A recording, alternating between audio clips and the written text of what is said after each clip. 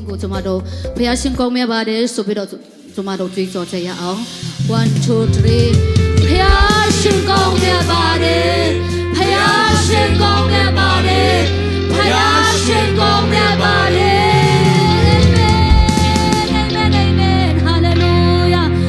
်နာမတော်ဟာကျွန်မတို့အတွက်တကယ်မကျမ်းမာတဲ့သူပေါ်မှာကျမ်းမာခြင်းကိုပြီးနိုင်တဲ့နာမတော်ဖြစ်တယ်အာမင်စိတ်နှလုံးကကျွန်မနဲ့ဖခင်တခင်ကိုအာရပါရနဲ့ချီးမွမ်းကိုကိုကြရအောင်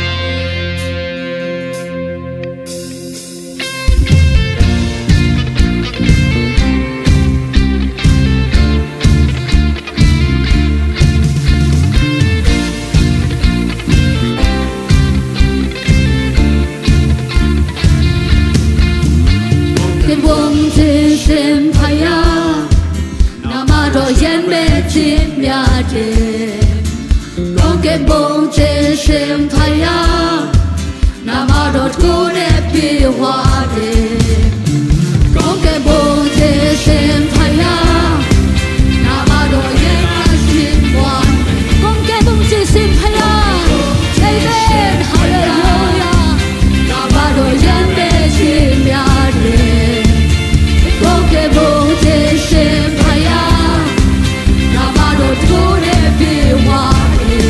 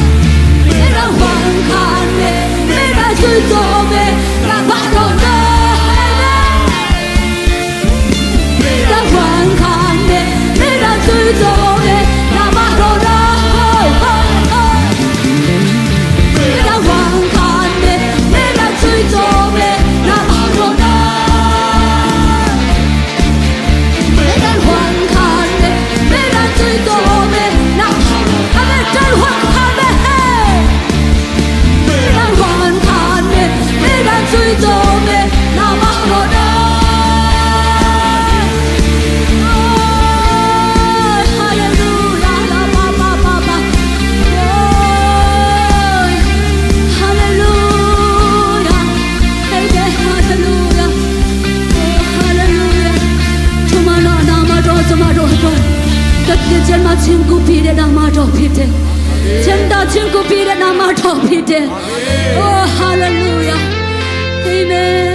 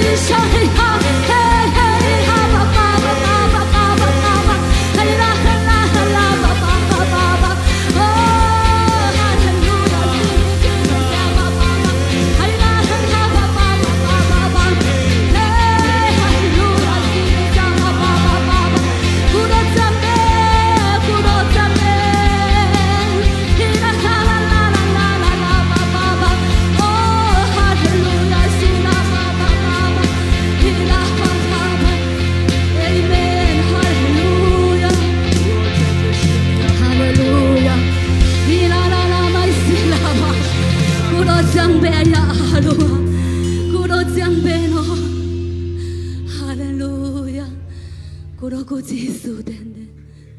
ဟာလေလုယာဆိုမတော်ကိုမြတ်တော်လွတ်မြောက်ခြင်းကိုပြတဲ့ဖခင်ဖြစ်တယ်ဆိုမတော်အနာမမြတ်တော်တူပါရှိတဲ့ဖခင်ရှင်ဖြစ်တယ်ဆိုတော့ဆိုမတော်ခေါ်တဲ့အချိန်တိုင်းမှာမြတ်တော်ထူမပြတဲ့ဖခင်ရှင်ဖြစ်တယ်ဟာလေလုယာHallelujah.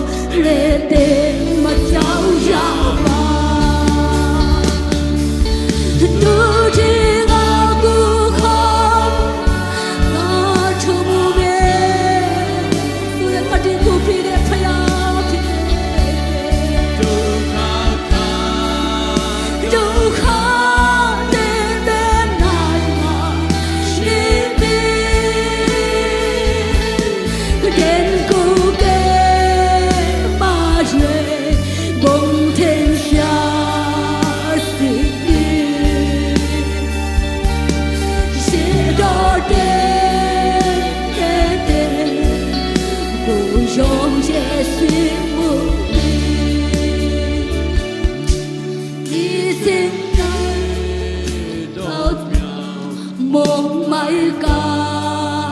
la la đêm a mà thi khai si ya ở đông đó áo nai đêm mà chào ya ba ôm kề đam ban trong sao lên đưa đi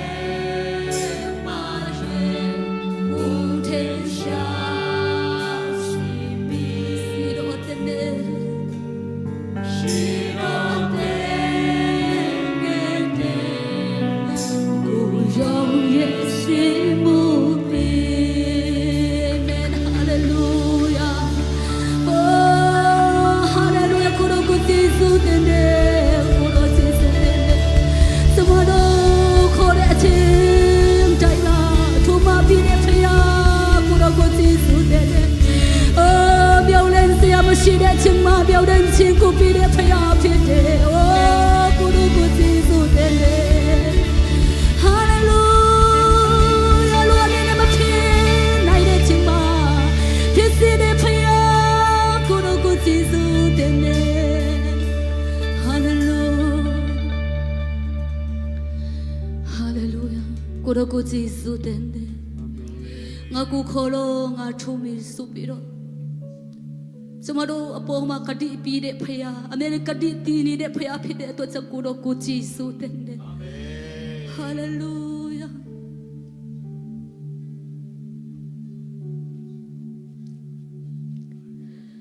ဒီဒုက္ခဒီကျမတို့အနာမရောက်ရင်လေဖခင်တကယ်တဲ့တူပါရှိမယ်စုပြီးတော့ဖခင်တကယ်ကတိပြီးတဲ့အတွက်ကြောင့်ကျမတို့တတဟာတကယ်ဝန်မြောက်ခြင်းကိုရနာရတာဖြစ်တယ်ဟာလေလုယာကိုရောကိုဂျေဇုတင်တယ်ကိုရောအနာမတော်ကိုဘုံကြည်ပါစေကဘာအဆက်ဆက်ဘုံကြည်ပါစေတော့ဒီငါကိုရောကိုချီမွန်ချင်းကိုကိုချီအလဲမအတူပါစေတဲ့အတွက်ကြောင့်ကိုရောကိုဂျေဇုတင်တယ်ကျန်တဲ့အချင်းမလေးကိုရောတူပါရှိတော်မူပါတန်ရှင်တို့ဟင်ခင်တော်လှရှားတော်မူပါကိုရောရဲ့နှုတ်ကပတ်တော်အဖန်တာတမီးပြကိုစကားပြောက်တော်မူပါ။အိုဟာလေလုယာကိုရောကိုဂျေဆုတဲ့နဲ့စံတဲ့အချင်းမြတ်ကိုရောလက်ဟောတော့အနန္တခမတပါတိရောတာတော်ယေရှုခရစ်တော်၏နာမတော်ကိုအမိပြုတဲ့ဆုတော်စကနာမရဲ့မြင့်ဆုံးတော်ထောက်လာဖရာတခင်။အာမင်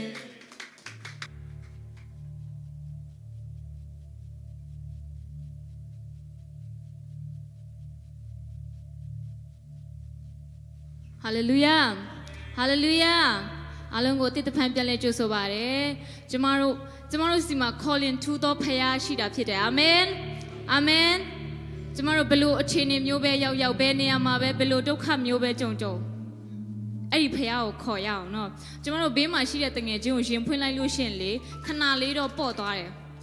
တငယ်ချင်းကလည်းနည်းနည်းထောက်ခံပါပေါ့အဲ့ဆိုနည်းနည်းစိတ်ပေါ့သွားတယ်ဒါပေမဲ့လူဆိုတာလေဖောက်ပြန်တတ်တဲ့သဘောတရားရှိတယ်အများတန်းသင်ဘက်မှာဘယ်သူမှရှိမနေနိုင်ဘူးဒါပေမဲ့တစ္ဆာရှိတဲ့ဖခင်တင်မားနေပါစေမှန်နေပါစေတင့်နာမှာအများတန်းရှိနေမှာဖြစ်တယ်ဟာလေလုယာဟာလေလုယာဒုက္ခတွင်ထဲတင့်ကိုကယ်နှုတ်ပြီးတော့ကယ်နှုတ်ယုံမဲမဟုတ်ဘူးဘာဖြစ်အောင်မလဲဘုံတော်ထင်ရှားစေအောင်ပါဟာလေလုယာဟာလေလုယာကျမတို့ကိုဖခင်ရဲ့ဘုံတော်ထင်ရှားဖို့ဖခင်ရှင်ကဖန်ဆင်းထားတာဖြစ်တယ်အာမင်အယံကောင်းမြတ်တယ်နော်ဖခင်ရှင်ကောင်းမြတ်ပါသလားကောင်းမြတ်ပါတယ်ကောင်းမြတ်လို့ရှင်ဖခင်ရှင်ကောင်းမြတ်တဲ့၃ချက်1 2 3ဖခင်ရှင်ကောင်းမြတ်ပါတယ်ဖခင်ရှင်ကောင်းမြတ်ပါတယ်ဖခင်ရှင်ကောင်းမြတ်ပါတယ်အာမင်အာမင်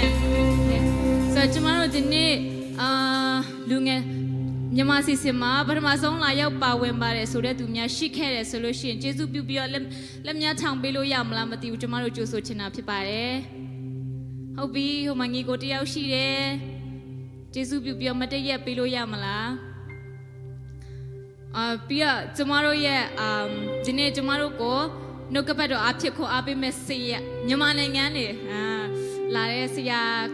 ကော်ပီဖြစ်ပါတယ်ဆရာဆိုကျေးဇူးပြုပြီးခဏလောက်မတည့်ရက်ပေးပါနော်ကျမတို့ကြိုဆိုချင်တာဖြစ်တယ်ဆိုတော့သူတို့ကိုသူတို့စီမှာလက်များဆက်နေမျိုးကျမတို့ကောင်းချီးပေးရအောင်နော်တစ်ချိန်ပဲဖခင်ရှင်ကောင်းချီးပေးပါစေโอเค1 2 3ဖခင်ရှင်ကောင်းချီးပေးပါစေကျေးဇူးတင်ပါတယ်ပြန်ထိုင်လို့ရပါပြီကျမတို့အပတ်စဉ်အင်္ဂါနေ့တိုင်းညနေ9:00နာရီခွဲမှာမြန်မာစီစဉ်ရှိတာဖြစ်တယ်ပြီးတော့လူငယ်များကျမတို့တစ်လမှာတစ်ခါညလုံးပေါက်ဆူတောင်းရှိတာဖြစ်တယ်နော်ဆိုတော့အဲ့ဒါလည်းပါဝင်လို့ရကြအောင်ကျမသတင်းကောင်းပါအပ်ပါတယ်ဆိုတော့အခုချိန်မှာကျမတို့အလူငယ်ဖခင်ရှင်ပေးထားတဲ့ကောင်းချီးတွေနဲ့ဖခင်ရှင်ကိုပြန်လဲကိုကဲရအောင်အလူငယ်ဆူတောင်းပေးဖို့ဆီယမဝိုင်လက်နဲ့ကောက်ခံပေးမဲ့အာရှချင်းများအလူငယ်ကောက်ခံနေတဲ့ချိန်မှာဂုဏ်တော်အဖြစ်တိဆိုပါဝင်မဲ့တန်းလျန်ပူကိုယေရှုနာမ၌ဖိတ်ခေါ်ပါတယ်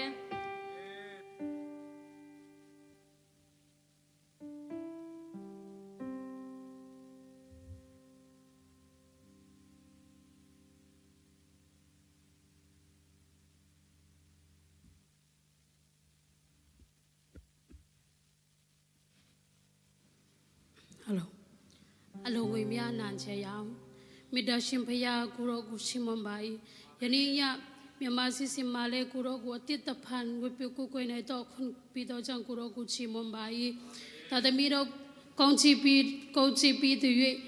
ဒီကောင်းချီတွေထဲကနေကိုရောစီမာယူလာတဲ့ဒီအလုံးငွေမြတ်ကိုရောလည်းထဲအနံပါ၏ကိုရောဘုံတော်ထွက်ဖြစ်စီတော်မူပါနိုင်ငံတော်ခြေပြန့်ဖို့အတွက်ဖြစ်စီတော်မူပါပြီးကန်တော်သူတယောက်စီတဲ့ပုံမှာလဲကိုရောစီအနေလာလဲဝမ်းမြောက်ခြင်းငြိမ်သက်ခြင်းချမ်းသာခြင်းနဲ့ဒီလောကနေမပြီးတဲ့ကိုရောစီအနေလာတဲ့အရှင်အမေရန်ဝမ်းမြောက်ခြင်းများပြီးသနာတော်မူပါဤအလုံးငွေမြတ်ကိုယေရှုနာမ၌လက်တော်ထဲမှာအနံပါ၏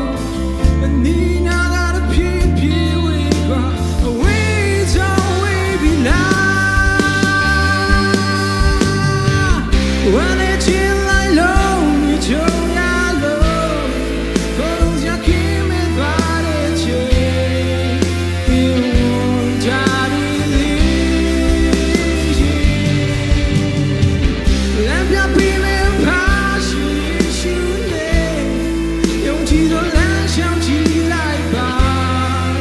我变了梦台，掉下了落不熄灭。晚年进来了，你就呀了，我留下给没断的情，你弄他的脸。来表皮没怕心胸耶，勇气的蓝想起来吧，我变了梦台，就像了落不熄灭。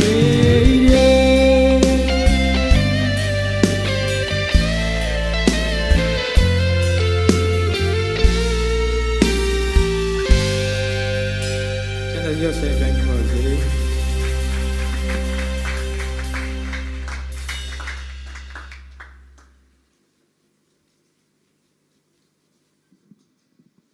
ပါဝင်သူရောက်ချင်းစီတိုင်းကိုဖျားရှင်ကောင်းချီးပေးပါစေကျမဒီတချင်းကိုကြားတော့လေကျမအရင်ရည်ကျင်တယ်ကျမတို့လူသားတွေဆိုတာလေဟာတော့ပဲနော်ဖျားရှင်ကျမတို့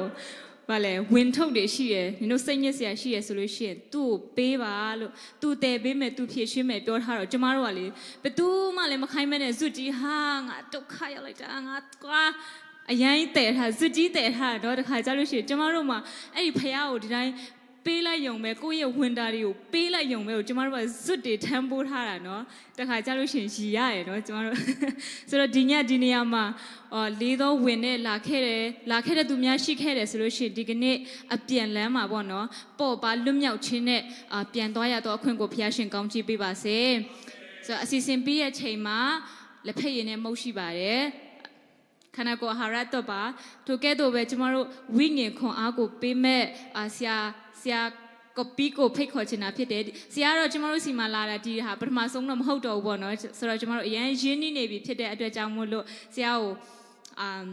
ထပ်ပြီးတော့မိတ်ဆက်ဆရာမလို့တော့ထင်ပါတယ်ဆရာကြိုဆိုပါတယ်လက်ခုပ်တီးပြီးတော့ကြိုဆိုရအောင်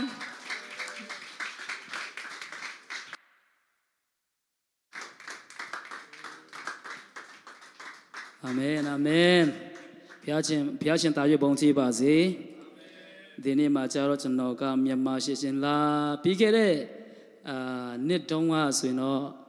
ချင်းရှေ့ရှင်လာမသိဘူးเนาะမြန်မာရှေ့ရှင်နဲ့တခါမှမကြုံသေးဘူးဒီနေ့မှာဘုရားခင်က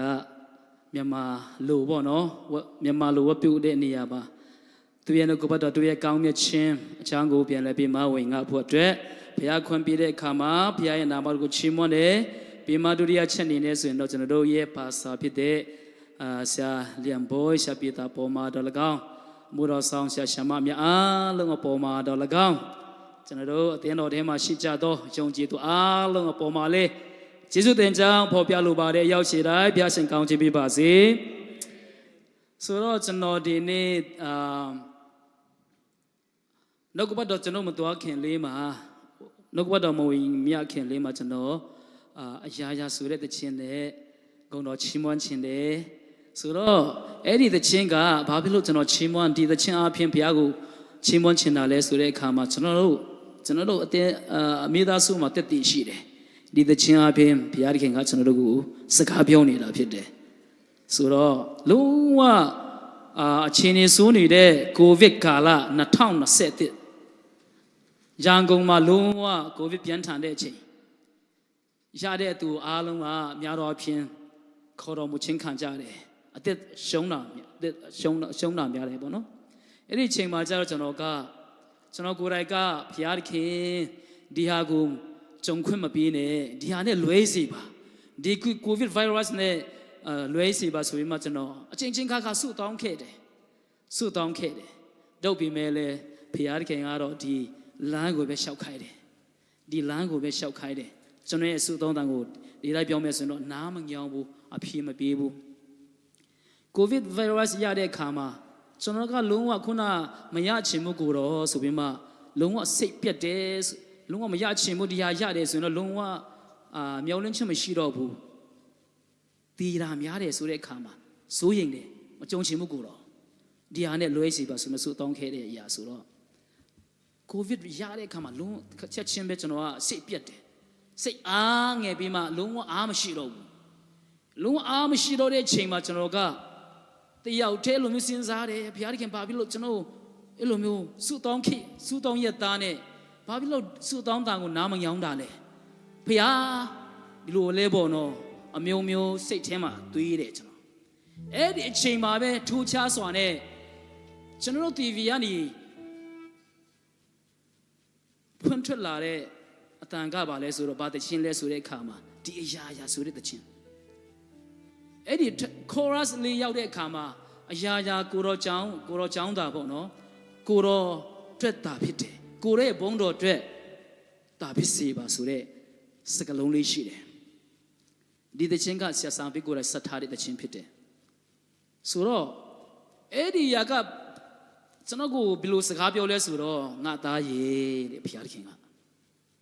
အခုတင်ကြုံတွေ့နေတဲ့ဒီဂျောဂေါတနာကိုဗစ်ဗိုင်းရပ်စ်တင်မကြုံချင်ဖို့ဟုတ်တယ်မှန်တယ်ဒုတ်ပြီမဲ့လဲမတ်ပါယုံကြည်ပါဒီယာအဖြစ်ငါရဲ့ဘုန်းတော်ထင်ရှားမယ်ဆိုပြီးမှဘုရားသခင်ကကျွန်တော်ကိုစကားပြောတာဖြစ်တယ်ဟာလေလုယာလုံးဝစိတ်ပြတ်တယ်လုံးဝမျောလင့်ချက်လည်းမရှိတော့ဘူးဘာလဲဆိုပြီးမိခေါမြောက်မြောက်ဆိုထုတ်မယ်လို့ဖြစ်တဲ့အချိန်မှာဘုရားသခင်ကအငေါစွာနဲ့ထိုးချစွာနဲ့အဲ့ဒီ TV ကနေဖွင့်လာတဲ့တခြင်းအားဖြင့်ကျွန်တော်စကားပြောတာဖြစ်တယ်ဒီအားဖြင့်ကျွန်တော်ဘာနားလဲလဲဆိုတော့ဘုရားသခင်ကအမြဲတမ်းကျွန်တော်ကိုစကားပြောချင်တော့ဖျားကျွန်တော်ရာခတ်တဲ့ကိုအသုံးပြုပြီးမှကျွန်တော်ကိုအမြဲတမ်းစကားပြောတော့ဘုရားသခင်ဖြစ်တယ်ဆိုတာကျွန်တော်အတိအကျနားလဲတယ်ဆိုတော့အဲ့လိုမျိုးလာတဲ့အခါမှာကျွန်တော်လုံးဝဒိုးထောက်ပြီးမှစိတ်ပြက်နေတဲ့ကျွန်တော်ရဲ့မျက်နှာထားစိတ်ထားတွေအားလုံးနှလုံးသားတွေအားလုံးကိုဘုရားသခင်ကအဲ့ဒီအတန်တော်ကြားလိုက်တာနဲ့ဘာဖြစ်သွားလဲဆိုတော့ဝမ်းမြောက်ခြင်းနဲ့ကျွန်တော်စိတ်ထဲမှာပြင်းနေနေတာဖြစ်တယ်ဟာလေလုယာဘာဖြစ်လို့လဲဆိုတော့ကျွန်တော်အဖြစ်ကျင်ဆုံးရပါလေဆိုတော့ဖခင်ရဲ့ဘုန်းတော်အတွက်ပဲဖခင်ရဲ့နာမတော်အတွက်ပဲငါအသက်ရှင်မယ်ဆိုပြီးမှကျွန်တော်ကလုံးဝပြောင်းလဲခါစကြတဲ့စက်ကခဲတဲ့အရာဖြစ်တယ်လေကိုရောတော့ပဲအသက်ရှင်မယ်ကိုရောဘုန်းတော်အတွက်ပဲကိုရောဘုန်းတော်ကျွန်တော်တက်တာအတုံးမပြုတ်ဘူးဆိုရင်တော့အလကားပဲချီးနေပဲအသက်မရှင်ချင်ဖို့ဒီလောကမှာကိုရောမတုံးဘူးဆိုရင်ကိုရောဘုန်းတော်အတွက်မဟုတ်ရင်တော့အသက်မရှင်ချင်ဖို့ဆိုပြီးမှကျွန်တော်ပြောင်းလဲခါစားတော့စက်ကခဲတဲ့အရာဖြစ်တယ်အဲ့လိုကြောင့်ကျွန်တော်အဖြစ်ကျင်ဆုံးရပါလဲဆိုတော့ဘုန်းတော်အတွက်ပဲနာမတော်အတွက်ပဲကိုရောအကြောင်းသာမဟုတ်ဘူးကိုရောအတွက်မဟုတ်ဘူးဆိုရင်တော့ဒီလောကမှာလုံးဝအသက်မရှင်ချင်ဘူးဆိုပြီးမှစူတောင်းခဲတဲ့ခါအရာဖြစ်တယ်ဆိုတော့အဖြစ်ကျင်ဆုံးကဘုန်းတော်အတွက်ပဲကိုရောကတင်ကြုံတွေ့နေတဲ့ငါသားတင်ကြုံတွေ့နေတဲ့ရာအဖြစ်ငါရဲ့ဘုန်းတော်ထင်ရှားဖို့ဖြစ်တယ်လုံးဝအားမငယ်နဲ့တော့ဆိုပြီးမှအတန်တော်ကြားလိုက်တာနဲ့လုံးဝချက်ချင်းပဲကျွန်တော်ရဲ့မျက်နှာပြောင်းသွားပြီးမှဂုဏ်တော်ချီးမွမ်းလိုက်တော့တာဟာလေလုယာဟာလေလုယာအတန်တော်ကြားဖို့အရာမဲ့လိုအပ်တာဖြစ်တယ်ကျွန်တော်တက်တာမှာအဲ့ဒါကြောင့်ကျွန်တော်တို့မိသားစုမှာသူချုံတဲ့ခဏလေးကျွန်တော်ထပ်ပြီးမှပြောမယ်နော်တက်ခံရင်နဲ့ဝင်ငါပေးမယ်လုံးဝတည်ရမယ်ကျွန်တော်မျိုးသမီးကိုဝင်နဲ့သူလဲကိုဗစ်ရှိတယ်လေကိုဗစ်ရတဲ့အခါမှာကိုဝင်နဲ့ဖြစ်တယ်နောက်နလားလောက်ရှင်ကူရတော့မယ်အရာစိုးရင်စကောင်းတာကျွန်တော်တော့တော်သေးတယ်သူကတော့ကိုဝင်အရင်နဲ့ဖြစ်တဲ့အခါမှာအဲ့ဒီချိန်မှာကျွန်တော်ဘာသတင်းကြားသိလဲဆိုတော့ကျွန်တော်ရဲ့ရောက်ခမဖက်ကသူကျွန်တော်ရဲ့အမျိုးသမီးလိုပဲကျွန်တော်ရဲ့ဇနီးတယ်လိုပဲကိုဝင်နဲ့ကိုဝင်ရှင်းနဲ့ရှင်းနေတဲ့မြို့သမီးကိုရတော့ဗာလေခေါ်ဗိုင်ရပ်ရတဲ့အခါမှာသူ့ကိုခလီရောရှုံသွားတာအဲ့ဒီတရင်ကိုချလိုက်တဲ့အခါမှာပူပြီးမှစိုးရင်တာပေါ့ဒုတ်ပြီးမဲ့ကျွန်တော်စိတ်ထဲမှာပါအခုနဘာပေါ်လာလဲဆိုတော့ငါသားမစိုးရင်နဲ့ဘုံတော်အတွက်နော်မစိုးရင်နဲ့စိတ်ပျက်စရာရှိကောင်းရှိလိမ့်မယ်လုံးဝမစိုးရင်နဲ့နော်ဆိုပြီးမှအတန်းတော်ထက်ခါအဲ့ဒီအတန်တော်အဖြစ်ဘုရားသခင်ကလုံးဝတည်ရမယ်ကျွန်တော်မျိုးသမီးနဲ့ကျွန်တော်သားလေးအခုချိန်မှာဆိုရင်9နှစ်ဖြစ်သွားပြီပြည့်သွားပြီကျမ်းမာပဲတောင်းမိပဲဟာလေလုယာဘုရားသခင်သူ့ဘုန်းတော်အတွက်အသက်ရှင်ခွင့်ပေးတယ်သူ့ရဲ့ဂတိတော်တိုင်းဘုရားသခင်အလုပ်လုပ်တော်ဘုရားသခင်ဖြစ်တယ်ဟာလေလုယာဒါကြောင့်ကျွန်တော်သားလေးဆိုရင်ငယ်ဆုံးကျွန်တော်သား4ယောက်ရှိသား3ယောက်နဲ့သမီး1ယောက်ရှိတယ်အဲ့ဒီ4ယောက်ထဲမှာအဲ့ဒီငယ်ဆုံးသားလေးကအတော်ဆုံးပဲ ကျောင်းမသိဘူးတင်ချတာတော့တာနော်အရန်ထူချတယ်ထူချွန်တယ်50အပေါင်း50ဆိုရင်ချက်ချင်းပဲတရားချက်ချင်းပဲဘယ်သူမှမတင်ပေးဘူးသူမပြောဘူးနော်ဘယ်သူမှမတင်ပေးဘူးချက်ချင်းဖြေလိုက်တာထူချဆိုမွေးလာတယ်ထူချဆိုတာကြီးပြင်းလာတယ်ဘာဖြစ်လို့လဲဆိုတော့ဖယားရဲ့ဘုန်းတော်အတွက်ဘုရားခင်ဖန်ဆင်းပေးတာဖြစ်တယ်ဒုက္ခတွေထဲကနေကယ်လို့ပြီးမှသူ့ရဲ့ဘုန်းတော်ထင်ရှားဖို့အတွက်ရှင်တို့ကယ်တင်တော်ဘုရားခင်ဖြစ်တယ်ဟာလေလုယာအဲ့ဒီကြောင့်ဒီသချမ်းအဖြစ်ကျွန်တော်တည်တည်ခံချင်ပါတယ်လို့ချီးမွမ်းချင်ပါတယ်လို့အားလုံးရတယ်ဆိုလည်းသူတို့ချီးမွမ်းကြမယ်နော်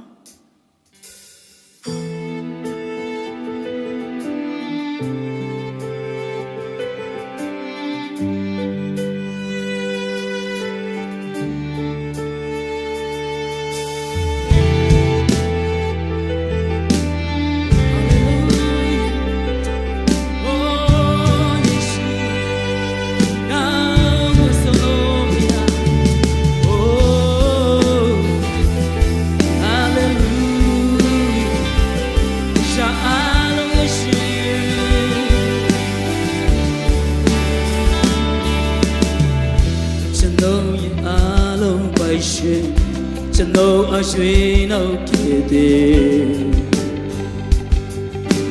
ထောင်လာငရေမှာသူရဲ့တဲ့နဲ့စင်စီဖြောင်းမချင်းနိုင်သေးစီမဆုံးလဲကျွန်တော်မိမုံတဲ့မှာကျွန်တော်အရှိလို့သူရာအားလုံးတခင်ပြားကြောင့်ဖြစ်တယ်ပိုင်ဆိုင်ထားသမျှရှာယာကိုလိုထဲမှာရှာယာကိုလိုကြောင့်ကရှာယာကိုလိုဘုံတွေတဲ့ပင်စေပါကျွန်တော်စိတ်ခါရဝင်းရှိသမျှကိုရောတွင်သာအရှာယာကိုရောဘုံတွေပဲပင်စေပါဟာလေလုယာအိုးကိုရောဘုံတော်တွေပဲ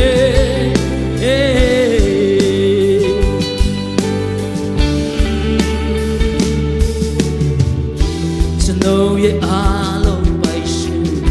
ကျွန်တော်အရွှေတော့ခဲ့တယ်ရေမှာသူရဲ့အတဲ့နဲ့စင်စီဖြောင်းမချင်းနိုင်သေးစီမဆုံးလဲကျွန်တော်မိမုံထဲမှာကျွန်တော်အားရှိလို့သူရာရာအားလုံးတခင်ပြချောင်းဖြစ်တယ်ဆိုင်ထားသမျှရှာယာကိုလိုထဲမှာအရှာယာကိုလိုချောင်းကအရှာယာကိုလိုဘုံတွေတဲ့ပင်စေပါကျွန်တော်စိတ်ခန္ဓာဝိညာဉ်ရှိသမျှကိုလိုတွေ့တာအရှာယာကိုလိုဘုံတွေတဲ့ပင်စေပါအရှာယာကိုရောထဲမှာအရှာယာကိုရောချမ်းသာအရှာယာကိုရောဘုံတွေတဲ့ပစ္စည်းပါကျွန်တော်စိတ်ခန္ဓာဝိညာဉ်ရှိသမျှကိုရောတွေ့တာအရှာယာကိုရောဘုံတွေတဲ့ပစ္စည်းပါဟာလေလုယာကျွန်တော်အားလုံးကိုရောဘုံတော်တစ်ဖြစ်ကျွန်တော်ကိုဖန်ဆင်းလို့ပြရခင်ဖြစ်တယ်။ဘာပဲကြုံကြုံပဲညာပဲရှိပဲညာပဲရောက်ပဲခက်ခဲပဲကြုံပြရခင်ကသူ့ရဲ့ဘုံတော်မြတ်သိဖို့အတွက်ဖန်ဆင်းပေးတာဖြစ်တယ်ဟာလေလုယာ။ပြရခင်ပဲရခုမှကျွန်တော်တို့အတွက်စိုးပြင်ဆင်လို့ပြရခင်မဟုတ်ဘူး။ကျွန်တော်တို့ကောင်းဖို့အတွက်တာပြရခင်ပြင်ဆင်ပေးတာဖြစ်တယ်ဟာလေလုယာ။ဒီဘုံထဲမှာ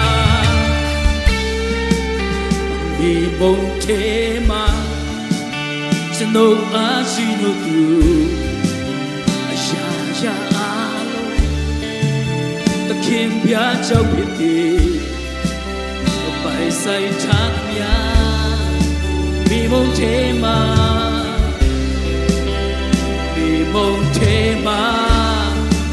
ကျွန်တော်အားရှိလို့သူအရာရာအားလုံးသခင်ပြကြောက်ဖြစ်တယ်ပိုင်ဆိုင်ထားသည်များနောက်တစ်ခါမိမုန်ထဲမှာမိမုန်ထဲမှာကျွန်တော်အားရှိလို့သူရှာရအားလို့သခင်ပြကြောင်းဖြစ်သည်ပိုင်ဆိုင်ထားသည်များရှာရကိုရောထဲမှာရာရာကိုရောကြောင့်သာရာရာကိုရောဘုံတွေပဲဖြစ်စေပါကျွန်တော်စေခန္ဓာဝိညာဉ်အရှိရှိသမျှကိုရောတွေ့တာရာရာကိုရောဘုံတွေပဲဖြစ်စေပါရာရာကိုရောထဲမှာရာရာကြောင့်သာရာရာကိုရောဘုံတွေပဲဖြစ်စေပါရှင်တော်စေခန္ဓာဝိညာဉ်ရှိရှိသမျှကိုရောတွေ့တာရာရာကိုရောဘုံတွေပဲဖြစ်စေပါရာရာရာရာကိုရောဘုံတွေပဲဖြစ်စေပါအရာရာကိုရောဘုံတွေပဲဖြစ်စေပါအာမင်ဟာလေလုယာရရှင်သားကြီးဘုန်းကြီးပါစေတကယ်ဟုတ်တယ်ကျွန်တော်ကိုယ်ကိုယ်တော်ဖျားသခင်ဟာသူ့သားသမီးများအတွက်အစိုးမပြင်ဆင်လို့ဖျားသခင်ဖြစ်တယ်သူဟာကျွန်တော်ရဲ့ဖဖြစ်တယ်ကျွန်တော်ရဲ့ဖအခင်ဖြစ်တယ်ကျွန်တော်တို့ဟာခရစ်တော်အဖြစ်သူရဲ့သားသမီးများငါသားငါသမီးဆိုပြီးမှခေါ်ချင်းခံရတော့သူတွေဖြစ်တယ်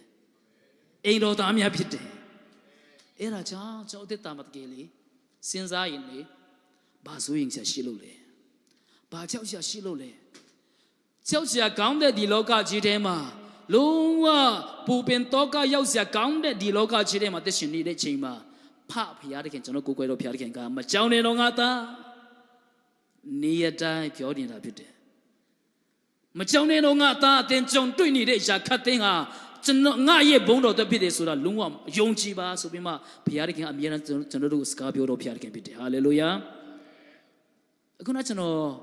တက်တည်ခံတယ်လို့ပဲကျွန်တော်ကြုံတွေ့တော့ကတော့လုံးဝမလွယ်ဘူးဒီမင်းအရေးထဲမှာရှောက်ရတယ်လို့ပဲဖျားတခင်အတန်တော့ကျွန်တော်ကြားပြီးတဲ့နောက်ပိုင်းမှာဘာဖြစ်လဲဆိုတော့ချက်ချင်းကြီးကိုအဲ့ဒီအခက်ခဲကျွန်တော်ကြုံတွေ့ရမယ့်အခက်ခဲအားလုံးကိုအရေးပြောသွားတာမဟုတ်ဘူးမပြောသွားဘူးဆက်လျှောက်ခိုင်းသေးတယ်ဖျားတခင်ကဒါပေမဲ့အတန်တော့ကြားရတဲ့အခါမှာလေအဲ့ဒီအတန်တော်ဖျားရဲ့ဂတိတော်ပေါ်မှာကျွန်တော်ရက်တည်ပြီးတော့ရှောက်လာတယ်၊ကြိုက်ဆွဲတယ်အဲ့ဒီအတန်တော်တိုင်းဂတိတော်တိုင်းအသက်ရှင်နေတဲ့အခါမှာလေဘယ်အမှုပေးလာတာလေဘယ်အခက်ခဲပေးလာလားဘယ်ဒုက္ခပေးလာလားလေအဲ့ဒီຢာတွေကရည်စက်ကောင်းတာဖြစ်တယ်ဟာလေလုယာဟာတာပဲဖြစ်သွားတာခုနချမ်းမြေပြောသလိုပေါ့နော်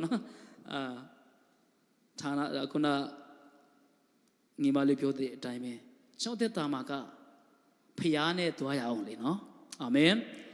ကျွန်တော်တို့ကဂတိပြီးတော့ကျွန်တော်တို့အယံချစ်တော့ကျွန်တော်တို့ကိုချစ်ပြီးမှအယံချစ်ပြီးမှပါစအားဖြင့်နှုတ်အားဖြင့်သာချစ်တယ်ဆိုပြီးမှပြောတော့စကားဖျားမဟုတ်ပဲနဲ့သူ့ရဲ့သားတော်ရင်းကောင်တော့ရင်းတောင်မှ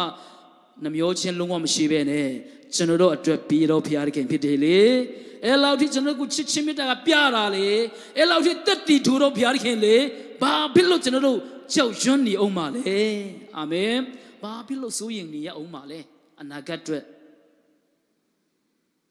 ဇွေနေပိတ်ထားတယ်အဖန်စီလည်းပူတော်မှများလာတယ်လို့ဖြစ်သွားတယ်ကြောက်ရွံ့ရှာတွေပူများလာတယ် တုတ်ပြီမဲလေပူပြီးမှကျွန်တော်ချင်းမွားရမှာလေပူပြီးမှဖယားကိုရှာရမှာလေပူပြီးမှဖယားနဲ့တွားရမှာလေပူပြီးမှဖယားရဲ့အတန်တို့ကျွန်တော်နားထောင်ရမှာလေဒီချိန်မှာအာမင်ဟာလေလုယာဖယားမပိုင်ကျွန်တော်တို့အသက်တာကလုံဝကြောက်ရှာကောင်းသွားပြီ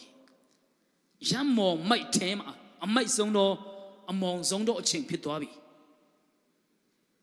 ခရီးယန်တော်တော်များများရှိတယ်မောနော်ခရီးယန်ထဲမှာတော့မှနာမည်ခံခရီးယန်နဲ့လုံးဝဖယားကိုချစ်ပြီးမှဖယားရဲ့ဂတိတော်ပေါ်မှာရက်တည်ပြီးတော့ဖယားရဲ့လူတော်ကိုဖယားတခင်ကဘာလို့ရှိလဲကျွန်တော်ကိုဘာလို့ရှိလဲဘာစကားပြောရင်ကောင်းမလဲဘယ်နေရာတွိုင်းကောင်းမဘယ်လိုအသက်ရှင်ကောင်းမလဲပြီးမှဘာလဲဘာဘယ်လိုကြံစည်ကောင်းမလဲဆိုပြီးမှဖယားကိုကြောက်ရွံ့ယူတည်ပြီးမှချစ်တတ်တော့အသက်တာဟာဖယားတခင်လုံးဝကွယ်ကားတယ်နော်ကွယ်ကားတယ်ဖယားတခင်လူတိုင်းချစ်တယ်အမှန်တယ်ဖယားတခင်တော့လူတိုင်းတော့အသက်ပေးတယ်ယေရှုဖျားကဒုတ်ပြီးမဲ့လေတစ်ဖက်မှာကြည်တဲ့ခါမှာကျတော့ဖယားတခင်ကိုဦးစားပေးပြီးမှဖယားတခင်ကိုအရန်ချစ်တော်သူတွေဖယားတခင်ရဲ့ချစ်ချင်းမြတ်တာနားလည်ပြီးတော့ပြန်လည်ပြီးမှဖယားကိုပြန်ပြီးမှချစ်တော်သူရဲ့အသက်တာကတာမန်ယုံကြည်သူနဲ့လုံးဝမတူဘူးဖယားတခင်အထူးကွယ်ကာခြင်းသူတို့ခံစားရရှိတယ်မယုံမရှိနဲ့လုံးဝဒုက္ခထဲမှာဘုရားသခင်ကသူတို့တယောက်တည်းကိုမလျှောက်ခိုင်းဘူးဒုက္ခထဲမှာအတူပါရှိပြီးတော့လုံးဝဂတိတော်တိုင်းပြန်လဲပြီးမှကဲထုတ်တော်ဘုရားသခင်ဖြစ်တယ်ဟာလေလုယာဆိုတော့ကျွန်တော်မျိုးသမီးခုနပြောတဲ့အတိုင်းဆရာဝန်တွေကတစ်ခါပဲမပြောဘူးနှစ်ခါသုံးခါပြောတယ်နှစ်ခါသုံးခါပြောတယ်တီမာနော်တဲ့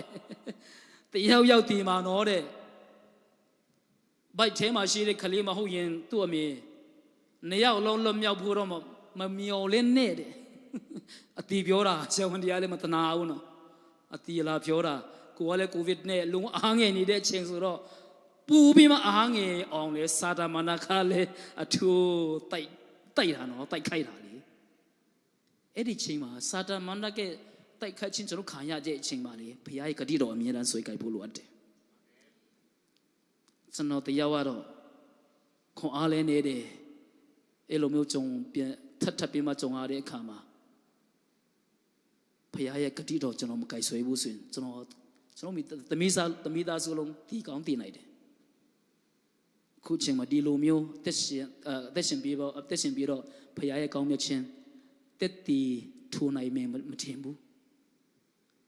။ဒါကြောင့်ဒီနေ့ဘုရားသခင်ရဲ့ဂတိတော်ဘုရားရဲ့ချစ်ချင်းမေတ္တာအထင်းမှာကျွန်တော်တို့ရက်တည်နေဖို့အရန်ပဲလိုတဲ့ကြောင့်ပြောချင်တယ်ဒီမှာရှိတဲ့ဒီဘာလဲနှုတ်ချင်ဘောဆိုရင်ကောင်းတည်တယ်ကျွန်တော်တို့စူတောင်းဖို့ဟုတ်တယ်မြန်မာပြည်အတွက်ကျွန်တော်တို့ဇိုးမနေပြီးတော့ဒီနေ့ဒီချိန်ခါဒီအခုချိန်မှာတော့မှကျွန်တော်တငယ်ချင်းတွေကဇိုးမဖြင့်ဆူတောင်းနေတာဖြစ်တယ်6နှစ်ရှိသွားပြီမရက်မနာပဲနဲ့ဆူတောင်းနေကြတယ်မြန်မာပြည်မကောင်းတဲ့အခြေအနေမကောင်းတဲ့အချိန်ကနေစပြီးမှဆူတောင်းခဲ့တယ်ဆက်တိုက်ပဲဆူတောင်းတယ်အဲကြောင့်ကျွန်တော်ဆူတောင်းဖို့နှုတ်ချင်ပေါ်ဆိုရင်ကျွန်တော်မိသားစုရဲ့အခြေအနေကောင်းသိတယ်ကျွန်တော်မျိုးသမီးဆိုရင်လုံးဝကိုဗစ်နဲ့ဖြစ်တဲ့အခါမှာပြီးမှကိုဝင်နဲ့ဖြစ်သေးတယ်သူကအယူဖြစ်သွားတယ်မခံစားနိုင်တော့ဘူးသူကဘာဆိုဘာမှလည်းမသိတော့ဘူးသူယောက်ျားလည်းမသိတော့ဘူးသားသမီးတွေလည်းမသိတော့ဘူးနောက်ဆုံးတော့ဖျားရဲ့လမ်းဖွင့်ပြခြင်းအပြင်ဆေးရုံအဲ့ဒီချိန်မှာဆိုရင်ဆေးရုံတွေပိတ်ထားတာပေါ့နော်ကိုဗစ်ဗိုင်းရပ်စ်ရှိတယ်ဆိုရင်တော့ဆေးရုံတိတ်ခွင့်မရှိဘူးတုတ်ပြီမဲ့လေတဏှာပဲရှိတယ်အဲ့ဒီတဏှာကဘယ်နေရာလဲဆိုတော့မြောက်ကလာပါဆေးရုံနောက်ဆုံးတော့မြောက်ကလာပါဆေးရုံမှာတိတ်ခွင့်ရတယ်အဲ့ဒီချိန်မှာတော့ကျွန်တော်မျိုးသမီးကမသိဘူးဆေးရုံသွားတဲ့ချိန်မှာတော့မှသူအော်နေတယ်အော်နေတာလုံးဝအယူဖြစ်သွားတာဆေးရုံရောက်တယ်ဆေးရုံထဲမှာလည်းအဲ့လိုပဲဆရာမတွေတော့မှသူ့ကိုဘယ်လိုပြောမလဲမချုပ်နိုင်ဘူးလုံးဝယုံပြီးမှအဲ့လိုမျိုးပေါ့နော်နေတာ နောက်ဆုံးတော့ထိုးချဆောင်တဲ့ဘုရားသခင်ကအမှုပြုတယ်သူဂတိတော်တိုင်းဘုရားသခင်လုံးဝပြုတာဘယ်လိုလဲဆိုတော့ကျွန်တော်သားလေးခွဲစိတ်ဖို့ဖြစ်တဲ့အခါမှာသူဘိုက်တဲ့အမေဘိုက်ဖြစ်ကျွန်တော်ယနေ့တဲ့ဘိုက်ထဲကနေခွဲစိတ်ဖို့ဖြစ်လာတဲ့အခါမှာဆရာဝန်ကခွဲစိတ်တယ်ကျွန်တော်မျိုးသမီးကလည်းခွဲစိတ်တဲ့အချိန်လုံးဝမသိဘူးတတိမရဘူးတပည့်မှာပြောမယ်ဆိုရင်တော့အနာမသိတော့ဘူးနော်တပည့်မှာပြောမယ်ဆိုရင်တော့ခေါင်းတာပေါ့ဒါပေမဲ့လုံးဝအခြေအနေဆိုးကြီးကြုံရတယ်သူချုံနဲ့ပြောမယ်ဆိုတော့ဘိုက်ထဲနဲ့ခွဲစိတ်လိုက်ရတဲ့အခါခွဲစိတ်ပြေးတာနဲ့ဆရာဝန်တွေကနှစ်နာရီလုံးစစ်ဆေးပြီးတယ်ဘာဖြစ်လဲဆိုတော့အမေကကိုဗစ်နဲ့တည်တော့မလို့ဖြစ်တယ်ဖြစ်တဲ့အခါမှာဒီသားမှာလဲအခုဆွဲခွဲစိတ်လိုက်ရတဲ့သားလေးပေါ်မှာလဲဒီကိုဗစ်ဗိုင်းရပ်စ်ရှိမယ်ယောဂတခြားယောဂလည်းရှိကောင်းရှိနိုင်တယ်အဲ့ဒါကြောင့်ကောင်းကောင်းရှင်းရှင်းမှရမယ်ဆိုပြီးမှဆရာဝန်ဆရာမတွေကကျွန်တော်တောင်းဆိုတယ်နှစ်နာရီကြည့်ခွင့်ပေးပါစစ်ဆေးခွင့်ပေးပါဆိုပြီးမှသူတို့ကစစ်ဆေးတယ်နှစ်နာရီလုံးကြည့်ပြီးတဲ့နောက်ပိုင်းမှာစစ်ဆေးပြီးတဲ့နောက်ပိုင်းမှာဘာဖြေလာလဲဆိုတော့ဆရာဝန်တွေကကျွန်တော်စီဖုန်းလာတယ်ဖုန်းဆက်တယ်ဖုန်းဆက်လာတဲ့အခါမှာဘာဖုန်းလဲဆိုတဲ့အခါမှာခင်မရဲ့သားလေးထဲမှာဘာဆိုဘာမှယောဂတခုမှမရှိဘူးတဲ့ယောဂဘုံဘလုံးဝမသိဘူးလို့ပြောတယ်ဟာလေလုယာကိုဗစ်မပြောနဲ့တခြားယောဂလည်းမသိဘူးဒေါင်းမိပဲတဲ့ဟာလေလုယာဟာလေလုယာဘာဖြစ်လို့လဲဆိုတဲ့အခါမှာလေစိတ်တကြဆရာရန်ကောင်းတယ်လုံးဝစိတ်ပြက်စရာလည်းတော်တော်ကောင်းတယ်ဖျားပေါ်မှာလည်းမိခွန်းထုတ်ရှာမြောက်များစွာရှိတဲ့ကြားရနေပြီးတော့ဖျားရဲ့အတန်တော်ကိုပဲကျွန်တော်ကြိုက်ဆွဲတယ်ကတိတော်ကိုပဲကျွန်တော်ကြိုက်ဆွဲတယ်ယုံကြည်တယ်အဲ့ဒီတိုင်းဖျားတခင်လုပ်မယ်ဆိုပြီးမှကျွန်တော်ယုံကြည်လိုက်တဲ့အခါမှာလေအဲ့ဒီဖျားတခင်ကငါသားသင်ယုံကြည်တဲ့အတိုင်းဖြစ်မယ်ဆိုပြီးမှတကယ်ပဲအနောပွဲနမေလကနာကျွန်တော်မိသားစုမှမြင်တွေ့ရတာဖြစ်တယ်ဟာလေလုယာအဲ့ဒီတော့ကျွန်တော်ဘာနာလဲဆိုတော့ယေရှုဖျားကနမေလကနာပြုတ်တော်ဖျားတခင်ဖြစ်တဲ့အကြောင်းတီလွန်တော်သူတွေကိုရှင်ပြန်ထမြောက်စေတဲ့အကြောင်းနားပြင်းတော်သူကိုပြန်ကြားစေတဲ့အကြောင်းတွေကျမ်းစာထဲမှာဖတ်ရတယ်ကျွန်တော်ဘာနာလဲဆိုတော့အဲ့ဒီချိန်မှာချက်ချင်းပဲဖျားတခင်အားပဲကောင်းပြီတော့ဖျားတခင်ပဲဘာလို့ဆိုတော့ကျွန်တော်တက်တာကျွန်တော်မိသားစုမှာကိုရရှင်ကိုရထင်ရှားတယ်ဖွင့်ပြတယ်နမေလကနာပြုတော့ဖျားတခင်ဖြစ်တဲ့အကြောင်းလုံးဝကတိတော်တိုင်းအလုံးလုံးတော့ဖျားတခင်ဖြစ်တဲ့အကြောင်းကျွန်တော်လုံးဝတပံကိုတွေ့မနော်ကိုတွေ့လုံးဝကိုမျက်စင်းနဲ့မြင်ရတယ်ထိတွေ့ရတယ်ဖျားယေရှုဖျားကိုယ်တိုင်ကကျွန်မိသားစုမှာထင်ရှားတယ်ဆိုတာလုံးဝကျွန်တော်နားလည်လာတဲ့အခါမှာအဲ့ဒီတို့ကြောင့်ကျွန်တော်ကဘေဒုက္ခပဲရောက်လေဘေပြဿနာပဲလာလေမစိုးရင်တော့ဘူးနော်ဟာလေလုယာဘာဖြစ်လို့လဲဆိုတော့ဖျားနဲ့ဖျားတခင်ကသူ့ရဲ့ဂတိတော်တိုင်းသူ့ကိုချစ်တော်သူတွေအားလုံးဟာသူ့ကိုချီးမွမ်းတော်သူတွေအားလုံးဟာအထူးဆောင်ရှောက်တော်ဖျားတခင်ဖြစ်တယ်အာမင်ဒီနေ့မှာလည်းကျွန်တော်အသက်တာမှာလေမလေးရှားမှာစူးတယ်နော်မြန်မာပြည်မှာလည်းအဲ့လိုပဲအတူတူပါပဲကျွန်တော်သားလေးလဲသားကြီးပေါ့နော်ကျွန်တော်သားကြီးဆိုရင်16နှစ်ပြည့်တော့မယ်16နှစ်ပြည့်တော့မယ်ဆိုတော့ပြီးတဲ့အတိုင်းပဲစရင်တဲ့ဝင်တော့ပြီနော်အရင်တော့ကသားလေးတွေကအနှစ်ဒီတပိပိများလာရင်ကိုဖခင်မိဘတွေကဝမ်းသာတယ်တို့ပြီမဲ့လေအခုမြန်မာပြည်ချင်းနေရနော်အသက်တွေပူကြီးလာပြီဆိုရင်သားတွေတမီးတွေလေစိုးရင်ရတယ်လေအရင်တော့အဲ့လိုမျိုးမှမရှိတာကဘာကြီးအလုံးဝပြောင်းသွားပြီမြန်မာပြည်ကြီးရဲ့ချင်းတွေအဲ့လိုမျိုးတွေဖြစ်ကုန်ပြီအဲ့လိုမျိုးတွေဖြစ်လာတဲ့အခါမှာဘာဖြစ်သေးလဲဆိုတော့ကျွန်တော်သားကြီးအတွက်သူ့အမေကိုယ်တိုင်ကမဲသွားနိုင်တယ်တခါနော်ကျွန်တော်ဒီမရောက်ခင်လေးကမလာခင်လေးမှာမဲသွားနိုင်တယ်ရက်ကမှာသွားနိုင်တဲ့အခါမှာဘာပေါက်လဲဆိုတော့ဗလာပေါက်တယ်ဗလာပေါက်ပြီးတော့ကျွန်တော်အမျိုးသမီးကသူ့ Facebook ပေါ်မှာချက်ချင်းရေးတယ်ဘယ်လိုရေးလဲဆိုတော့လေတလုံးမှာတခါမှဗလာပေါက်ပြီးမှဝမ်းသာစွာနဲ့ပြန်လာမယ်နီးဘယ်လိုပြောမလဲလက်ခုပ်တီးမယ်ဆိုတာကျွန်တော်တဘွားလုံးမှာတခါမှမစင်စားဘူးတဲ့ဒါပေမဲ့ဒီတခါမှကြတော့ဗလာပေါက်တာဝမ်းသာတယ်ကိုတော့ကောင်းမြတ်တယ်ဆိုပြီးမှသူရေးလိုက်တာ အဲ့လိုမျိုးကျွန်တော်တို့မှလေတခါမှမဖြစ်ဘူးတဲ့ຢာတွေလည်းဖြစ်ကုန်ပြီဒါတွေပဲဖြစ်လာဖို့မဟုတ်ဘူးဖခင်ရဲ့ကောင်းမြတ်ခြင်းဖခင်ရဲ့အမှုအများကိုလည်းကျွန်တော်မြင်တွေ့ဖို့ရှိတယ်အာမင်ဒီဟာအတွက်လည်းဆက်လက်ပြီးမှကျွန်တော်ဆုတောင်းရအောင်ကျွန်တော်မြန်မာပြည်အတွက်တလည်းကျွန်တော်တို့ရဲ့မလေးရှားအတွက်လည်းဆုတောင်းရအောင်ဘယ်နေရာပဲနေနေဘယ်မှာပဲရှိဘယ်မှာပဲအသက်ရှင်ကျွန်တော်တို့ဘုရားခင်ဟာလေကျွန်တော်ရဲ့အနာဂတ်ကျွန်တော်ရဲ့အသက်ရှင်ခြင်းမရှိမဖြစ်ဘုရားခင်ဟာကျွန်တော်အတွက်ဟာလေလုယာ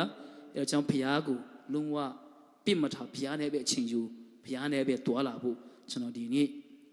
အားလုံးကိုပြောချင်တယ်ဆိုတော့အခုချိန်မှာမပဲနှုတ်ကပတ်တော်ဖတ်ဖို့ဖြစ်တယ်အခုနဟာတွေကတော့တတိခံခြင်းပေါ့နော်ဖြစ်ပါတယ်တကယ်ပဲဘုရားခင်သူ့ရဲ့ဘုန်းတော်အတွက်ဖန်ဆင်းပြည့်တယ်ဆိုတာကျွန်တော်လုံးဝစိတ်ထဲကနေပြီးတော့ဘယ်လိုဘုရားခင်ကလှုပ်ပေးမလဲဆိုတာကြံစည်လို့မရဘူးကျွန်တော်ရဲ့အစီအစဉ်ထဲမှာလည်းလုံးဝမရှိဘယ်လိုဘုရားခင်ကလှုပ်မလဲဆိုတာတွေးတော်လို့မရဘူးတုတ်ပြီးမဲ့လည်းဘုရားခင်ကသူ့ရဲ့ဘုန်းတော်အတွက်လှုပ်မယ်ဆိုရင်တော့တကယ်ပဲလှုပ်တော့ဘုရားခင်ဖြစ်တဲ့အားလျော်စွာကျွန်တော်ကဒီအရာရာဆိုတဲ့တခြင်းအဖြစ်အတန်တော်ကြားလိုက်တယ်ဆိုတော့လေဘုရားခင်အတန်တော်ကြားလိုက်တယ်ဆိုတော့အဲ့ဒါနဲ့ဆက်ဆောင်ပြုတ်ကျွန်တော်ဖုန်းဆက်တဲ့အခါမှာဆက်ဆောင်ပြီးဒီလိုမျိုးဒီကိုဗစ်ဗိုင်းရပ်စ်ပြန်ထန်တဲ့အချိန်မှာကျွန်တော်မိသားစုအတွက်အထူးဘုရားရဲ့အတန်တော်ကြားဒီအရာရာဆိုတဲ့တခြင်းအဖြစ်အတန်တော်ကြားရတယ်အထူးပဲတက်ခံစရာရှိတယ်ဆိုပြီးမှပြောတဲ့အခါမှာဒါဆိုအတင်းတော်မှာလာပါအတင်းတော်မှာဂုံဒီတခြင်းနဲ့ခင်ဗျားတို့ဗာလဲလိမ်မရလာပြီးမှတက်ခံရင်းနဲ့ဂုံတော်ချင်းလာချင်းမွမ်းပါဆိုပြီးမှလာပြောတယ်အဲ့လိုမျိုးထောင်ပေါင်းမြောက်များစွာယုံကြည်သူတွေရဲ့ရှိမှာချင်းမွမ်းမယ်လို့ကျွန်တော်ရဲ့စိတ်ထဲမှာမရှိဘူးတကားမှမရှိဘူးတုတ်ပြီးမယ်လေဖျားခင်ကသူရဲ့ဘုန်းတော်အတွက်ပြင်ဆင်တဲ့အခါမှာတော့ဒီຢာတွေခတ်သိမ်းဖျားခင်ကလုံးဝသူရဲ့ဘုန်းတော်အတွက်ကိုကပဲဖျားကိုတည်တာမဟုတ်ဘဲနဲ့ကိုကပဲဖျားရဲ့ဘုန်းတော်မြင်တွေ့တာမဟုတ်ဘဲနဲ့ကိုအားဖြင့်လူထောင်ပေါင်းမြောက်များစွာကဖျားခင်ရဲ့ဘုန်းတော်မြင်တွေ့ဖို့ဖြစ်တယ်အာမင်ကျွန်အားလုံးလည်းအဲ့လိုပဲဒုက္ခဘယ်လောက်ပဲရောက်လုံးဝမစိုးရိမ်နဲ့အဲ့ဒီဒုက္ခထဲမှာပဲဖျားခင်ကိုဖြစ်သွေရအောင်ဖျားရဲ့နောက်တော်ကိုသာလိုက်ရအောင်ဖျားနဲ့ပဲကျွန်တော်တွာလာရအောင်အဲ့ဒါဆိုတော့ဘုန်းတော်မြင်တွေ့ခွင့်ဖျားခင်ကပြင်ဆင်ပေးမှာဖြစ်တယ်အာမင်ဆိုတော့ဆာလံ90ခုမြောက်တော့ဆာလံခုနတခြင်းထဲမှာလဲကျွန်တော်တို့ချီးမွမ်းခဲ့ပြီးပြီဒီမလာခင်မှာကျွန်တော်မလေးရှားမလာခင်မှာကျွန်တော်ကဒီတခြင်းလေအိမ်မနေရင်းနဲ့ဒီတခြင်းပဲပေါ်လာတယ်မြန်မာလိုပဲဆိုတာမနေ့ထတာနေဒီတခြင်းပဲသူရင်ငါကူခေါ်တော့ကငါထူးမှုမီဘုရားခင်အလိုတော်ရှိတယ်ဆိုတာကျွန်တော်သိတယ်ဘယ်နေရာမှာဟောမလဲတခါမှမဟောသေးဘူးကျွန်တော်ဒါပေမဲ့ဒီနေ့မှာဘုရားခင်အလိုရှိမယ်လို့ကျွန်တော်ယုံကြည်တယ်ဟာလေလုယာဆိုတော့ဒီနေရာမှာ90ခုမြောက်သောဆာလံပိုက်ငယ်14ရာနေပြီးမှဖတ်ရအောင်14ရာနေဖတ်မယ်ဆိုရင်တော့သူတွေငါ့ကိုချစ်တော်ကြောင့်ငါတွေသူ့ကိုကယ်တင်မယ်ငါ၏နာမကိုတည်တော်ကြောင့်သူ့ကိုsorry verse မတူဘူး sorry ကျွန်တော်စာမီတရားဖတ်ထားတာပြန်ကြည့်မယ်နော်ခဏလေး okay သူတွေငါကိုချစ်တော်ကြောင့်သူ့ကိုငါကယ်နှုတ်မယ်ငါ၏နာမကိုတည်တော်ကြောင့်သူ့ကိုငါချီးမြှောက်မယ်သူတွေငါကိုခေါ်တော့အခါငါထူးမယ်ဒုက္ခခံရသောအခါသူ့ဘက်မှငါနေ၍ချမ်းသာပြီးမယ်သူ၏ဘုန်းကိုလည်းထင်ရှားရှိမယ်ရှီတော့အသက်နဲ့သူ့ကိုရောင်းရဲစီ၍ငါ၏ကယ်တင်ခြင်းကျေးဇူးကိုသူအားပြမယ်အာမင်ဖခင်ရဲ့နှုတ်ကပတ်တော်ကိုလက်ခုပ်တီးချမ်းပြီးကျွန်တော်အတည်ပြုပြအောင်အာမင်ဟာလေလုယာဟာလေလုယာဖခင်ကကျွန်တော်ကိုချစ်တယ်ဆိုတာလုံးဝတန်တရားလုံးဝမရှိပါနဲ့လုံးဝအဲ့ဒီချစ်ချင်းမေတ္တာမို့အပေါ်မှာပဲမိကိုပြီးမှအသက်ရှင်ရအောင်မပြောင်းလဲတော့ချစ်ချင်းမေတ္တာဖြစ်တယ်တပိုင်းမှာကျတော့ကျွန်တော်တို့ကအဲ့လောက်ထိတပါးရီတော့သားတော်ကိုစွန်းတော်မို့လောက်အောင်ကျွန်တော်တို့ကိုချစ်တယ်နှုတ်အားဖြင့်သာချစ်တယ်ဆိုပြီးမှစကားနဲ့ချစ်တော်နှုတ်အားဖြင့်သာချစ်တော်ဖျားမဟုတ်ပဲနဲ့သားတော်ရင်းတောင်မှပြီးမှကျွန်တော်ကိုချစ်တော်ဖျားခင်ဖြစ်တော်ကြောင့် ကျွန်တော်တို့ဘက်ကနေလေသူ့အတွက်သက်ရှင်ဖို့ဖြစ်တယ်တချင်လုံးကျွန်တော်တို့ကိုပိုင်ချင်တော့ပိုင်ချင်တော့ကြောင့်တချင်လုံးကျွန်တော်တို့နဲ့အတူပါရှိချင်တော့ကြောင့်ကျွန်တော်တို့နဲ့အမြဲတမ်းတွာလာချင်တော့ကြောင့်သူ့မှာရှိတော့တပါးဒီတော့တားတော့ကိုကောင်းကင်နိုင်ငံဘုံစစ်စစ်ဥစ္စာအလုံးကိုဆုံးလပြီးမှကျွန်တော်တို့ရှိလာတာကျွန်တော်ရှိလာတာခင်ဗျားစီမိတ်ဆွေအားလုံးရဲ့အရှိလောကသားအားလုံးရဲ့အနာမှာဖျားတာဖျားကိုယ်တိုင်လာတာဖြစ်တယ်ကျွန်တော်တို့ကဖျားစင်မလာဟာနိုင်တဲ့အချိန်ဖျားနဲ့ကင်းကွန်နေတဲ့အချိန်ဖျားရဲ့မျက်နှာသားဖျားရဲ့ဘုံကျွန်တော်တို့ဖျားတခင်ထံချင်းကလုံးမရတဲ့အချိန်မှလေဖျားတခင်ကိုယ်တိုင်ကကျွန်တော်တို့စီလာချင်းကတ်တာအဲ့ဒါကျွန်တော်သူကိုယ်တိုင်ကယေရှုဖျားကိုယ်တိုင်ကဒီလောကကိုလာတာဆိုတော့ဒီနေ့မှာကျွန်တော်ခရိယန်တွေကဒီချစ်ချင်းမေတ္တာပေါ်မှာပဲဘုရားရဲ့ချစ်ချင်းမေတ္တာပေါ်မှာပဲကျွန်တော်တို့ကဒီဟာနဲ့ပဲပျော်မွေ့ပြီးမှဒီဟာနဲ့ပဲဝမ်းမြောက်ပြီးမှဒီဟာနဲ့ပဲကျွန်တော်အသက်ဆုံးရှိဆုံးဖို့မဟုတ်ပဲနဲ့အချင်းကုန်ဖို့မဟုတ်ပဲနဲ့အော်ဘုရားကကျွန်တော်ကိုပဲအဲ့လောက်ထိချစ်တော်ကြောင့်သူ့ကိုပြန်ပြီးမှချစ်မယ်ကွာဆိုပြီးမှဆုံးဖြတ်ချက်ရအောင်အာမင်ဟာလေလုယာသူရဲ့နောက်တော်ကိုသာလိုက်မယ်စွတ်တောင်းတမနာမရောင်းရင်တော်မှကောင်းချီးမပြီးရင်တော်မှလူရင်စံတမပြီးဆုံးရင်တော်မှဖယားရဲ့နောက်ကိုပဲလိုက်မယ်ဆိုပြီးမှကျွန်တော်တက်တာကစက်ကပ်ဖို့အမြဲတမ်းလိုအပ်တယ်ဘာဖြစ်လို့လဲတပါးရီတော့တားတော့ကိုကျွန်တော်တို့အတွက်ဆုံးခဲ့တယ်လေပြီးခဲ့တယ်လေအဲ့ဒီယေရှုပြတ်ကကားတိုင်းပေါ်မှာကျွန်တော်တို့အတီခံပြီးပြီလေအလောက်ထိချစ်ချစ်မိတာပြတ်ခဲ့လို့ယေရှုဖျားရဲ့အတွက်ကျွန်တော်အသက်မရှိမဲနဲ့ဘယ်တို့အသက်ရှင်ပါလဲဘယ်သူနဲ့တွာလာမှာလဲမကြောက်နဲ့ငါသားဆိုပြီးမှဂတိပြီးတော့ဘုရားနဲ့မတွားရင်ဘယ်သူနဲ့တွားမှာလဲဆိုရင်ရှာတအားကောင်းတယ်ဘုရားနဲ့မတွားရင်နော်အသက်တာကကျွန်တော်အသက်တာကကျွန်တော်လောကကြီးရပူပူတော်မှဆိုးရုပ်လာတယ်အမျိုးမျိုးတော့ဗာလဲငလျင်နေအမျိုးမျိုးတော့ပြီးဒုက္ခတွေမြောက်များစွာပေါ်လာတယ်နော်ငလျင်လို့တာတော့မှဏိတိုင်းလူဖြစ်သွားတယ်နော်ဏိတိုင်းမြန်မာပြည်မှာဆိုရင်အဲ့လိုပဲအရင်တော့ဆိုရင်တခါမှအဲ့လိုမျိုးတနည်းမှတခါလို့ရင်အဲ့လိုပေါ့နော်ဒီလိုမျိုးဖြစ်တဲ့အခါမှာမလုံခြုံတော့လုံခြုံတဲ့နေရာမရှိတော့ဘူးကျွန်တော်တို့ခိုလုံရမယ့်နေရာလဲပျောက်ဘူပြီးမှပျောက်သွားတယ်မလေးရှားမှာလည်းအဲ့လိုပဲလေမြန်မာပြည်မှာလည်းအဲ့လိုပဲလေအဲ့ဒါကြောင့်ဘုရားသခင်ကဘာလို့ရှိလဲဘုရားသခင်ဘာလို့ရှိလဲဆိုပြီးမှကျွန်တော်တို့ဆင်ခြင်ဖို့ဒါလိုနေပြီဘုရားသခင်ကကျွန်တော်တို့ကိုသူ့မှာရှိတော့တပါးရီသားတော်ကိုကျွန်တော်တို့အတွက်ဆွန်လွတ်လိုက်ပြီပြီးခဲ့ပြီကျွန်တော်တို့နဲ့အမြဲတမ်းအတူနေဘူးကျွန်တော်တို့ကိုမဆွန်လွတ်ချင်တော့ဘုရားဟုတ်တယ်ဒုတ်ပြီးပဲကျွန်တော်အချိန်ခါများကျွန်တော်တို့ဘုရားသခင်နဲ့မတွားလာပဲနဲ့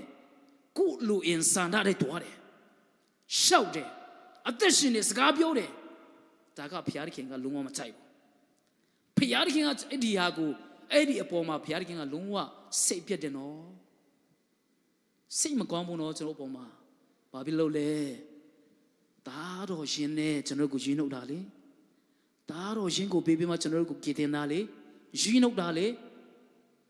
သူရဲ့ချစ်ချင်းမြတ်တာအကြောင်းကိုကျွန်တော်တို့မစင်စားပဲနဲ့အဲ့ဒီချစ်ချင်းမြတ်တာပေါ်မှာကျွန်တော်မရက်တည်ပဲနဲ့နေမယ်ဆိုရင်တော့ကိုယ့်တက်တာကလုံးဝမောင်မိုက်တော်လန်ခေးမှာရှောက်ရတယ်လို့ဖြစ်သွားမယ်အနာဂတ်ခါမောင်မိုက်နဲ့ပြည့်နေနေမှာအကြောင်းဘုရားသခင်ဟာကျွန်တော်အလင်းဖြစ်တယ်ကျွန်တော်ရဲ့လမ်းခရီးလည်းဟုတ်တယ်ထာဝရအသက်ရဖို့ဒါဘုရားသခင်ကကျွန်တော်တို့ထာဝရအသက်ပဲပြီးတော့ဘုရားသခင်မဟုတ်ဘူးဒီလောကမှာပင်လင်းဒုက္ခထဲမှာကျွန်တော်တယောက်တည်းမလျှောက်လန်းစေချင်တော့ဘုရားသခင်ဖြစ်တယ်ဒုက္ခထဲမှာကျွန်တော်တယောက်တည်းအားငယ်နေပြီးမှငိုကြွေးပြီးမှစိတ်ပြတ်နေဖို့အတွက်ဘုရားသခင်ကျွန်တော်ကိုလုံးဝအလိုမရှိဘူးဟာလေလုယာအကြောင်းဒီမှာဖတ်တဲ့အခါမှာငါသူတွေငါ့ကိုချစ်တော်ကြောင့်ငါ့ကိုချစ်တော်ကြောင့်သူတွေငါ့ကိုချစ်တော်ကြောင့်သူ့ကိုငါကယ်နှုတ်မယ်တဲ့ချစ်မှကယ်နှုတ်မယ်ဖျားသခင်ကကျွန်တော်တို့ကိုအမြဲတမ်းသူပါရှိတယ်အေမနွေလဖျားဟုတ်တယ်ဒုတ်ပြီမဲ့လေသူရဲ့အထူးကယ်တင်ခြင်းသူရဲ့အထူးကွယ်ကာခြင်းမဆာခြင်းကိုငေပေးခြင်းဟာ ဘယ်သူတွေကရလဲဆိုတဲ့အခါမှာသူ့ကိုချစ်တော်သူတွေကရမှာ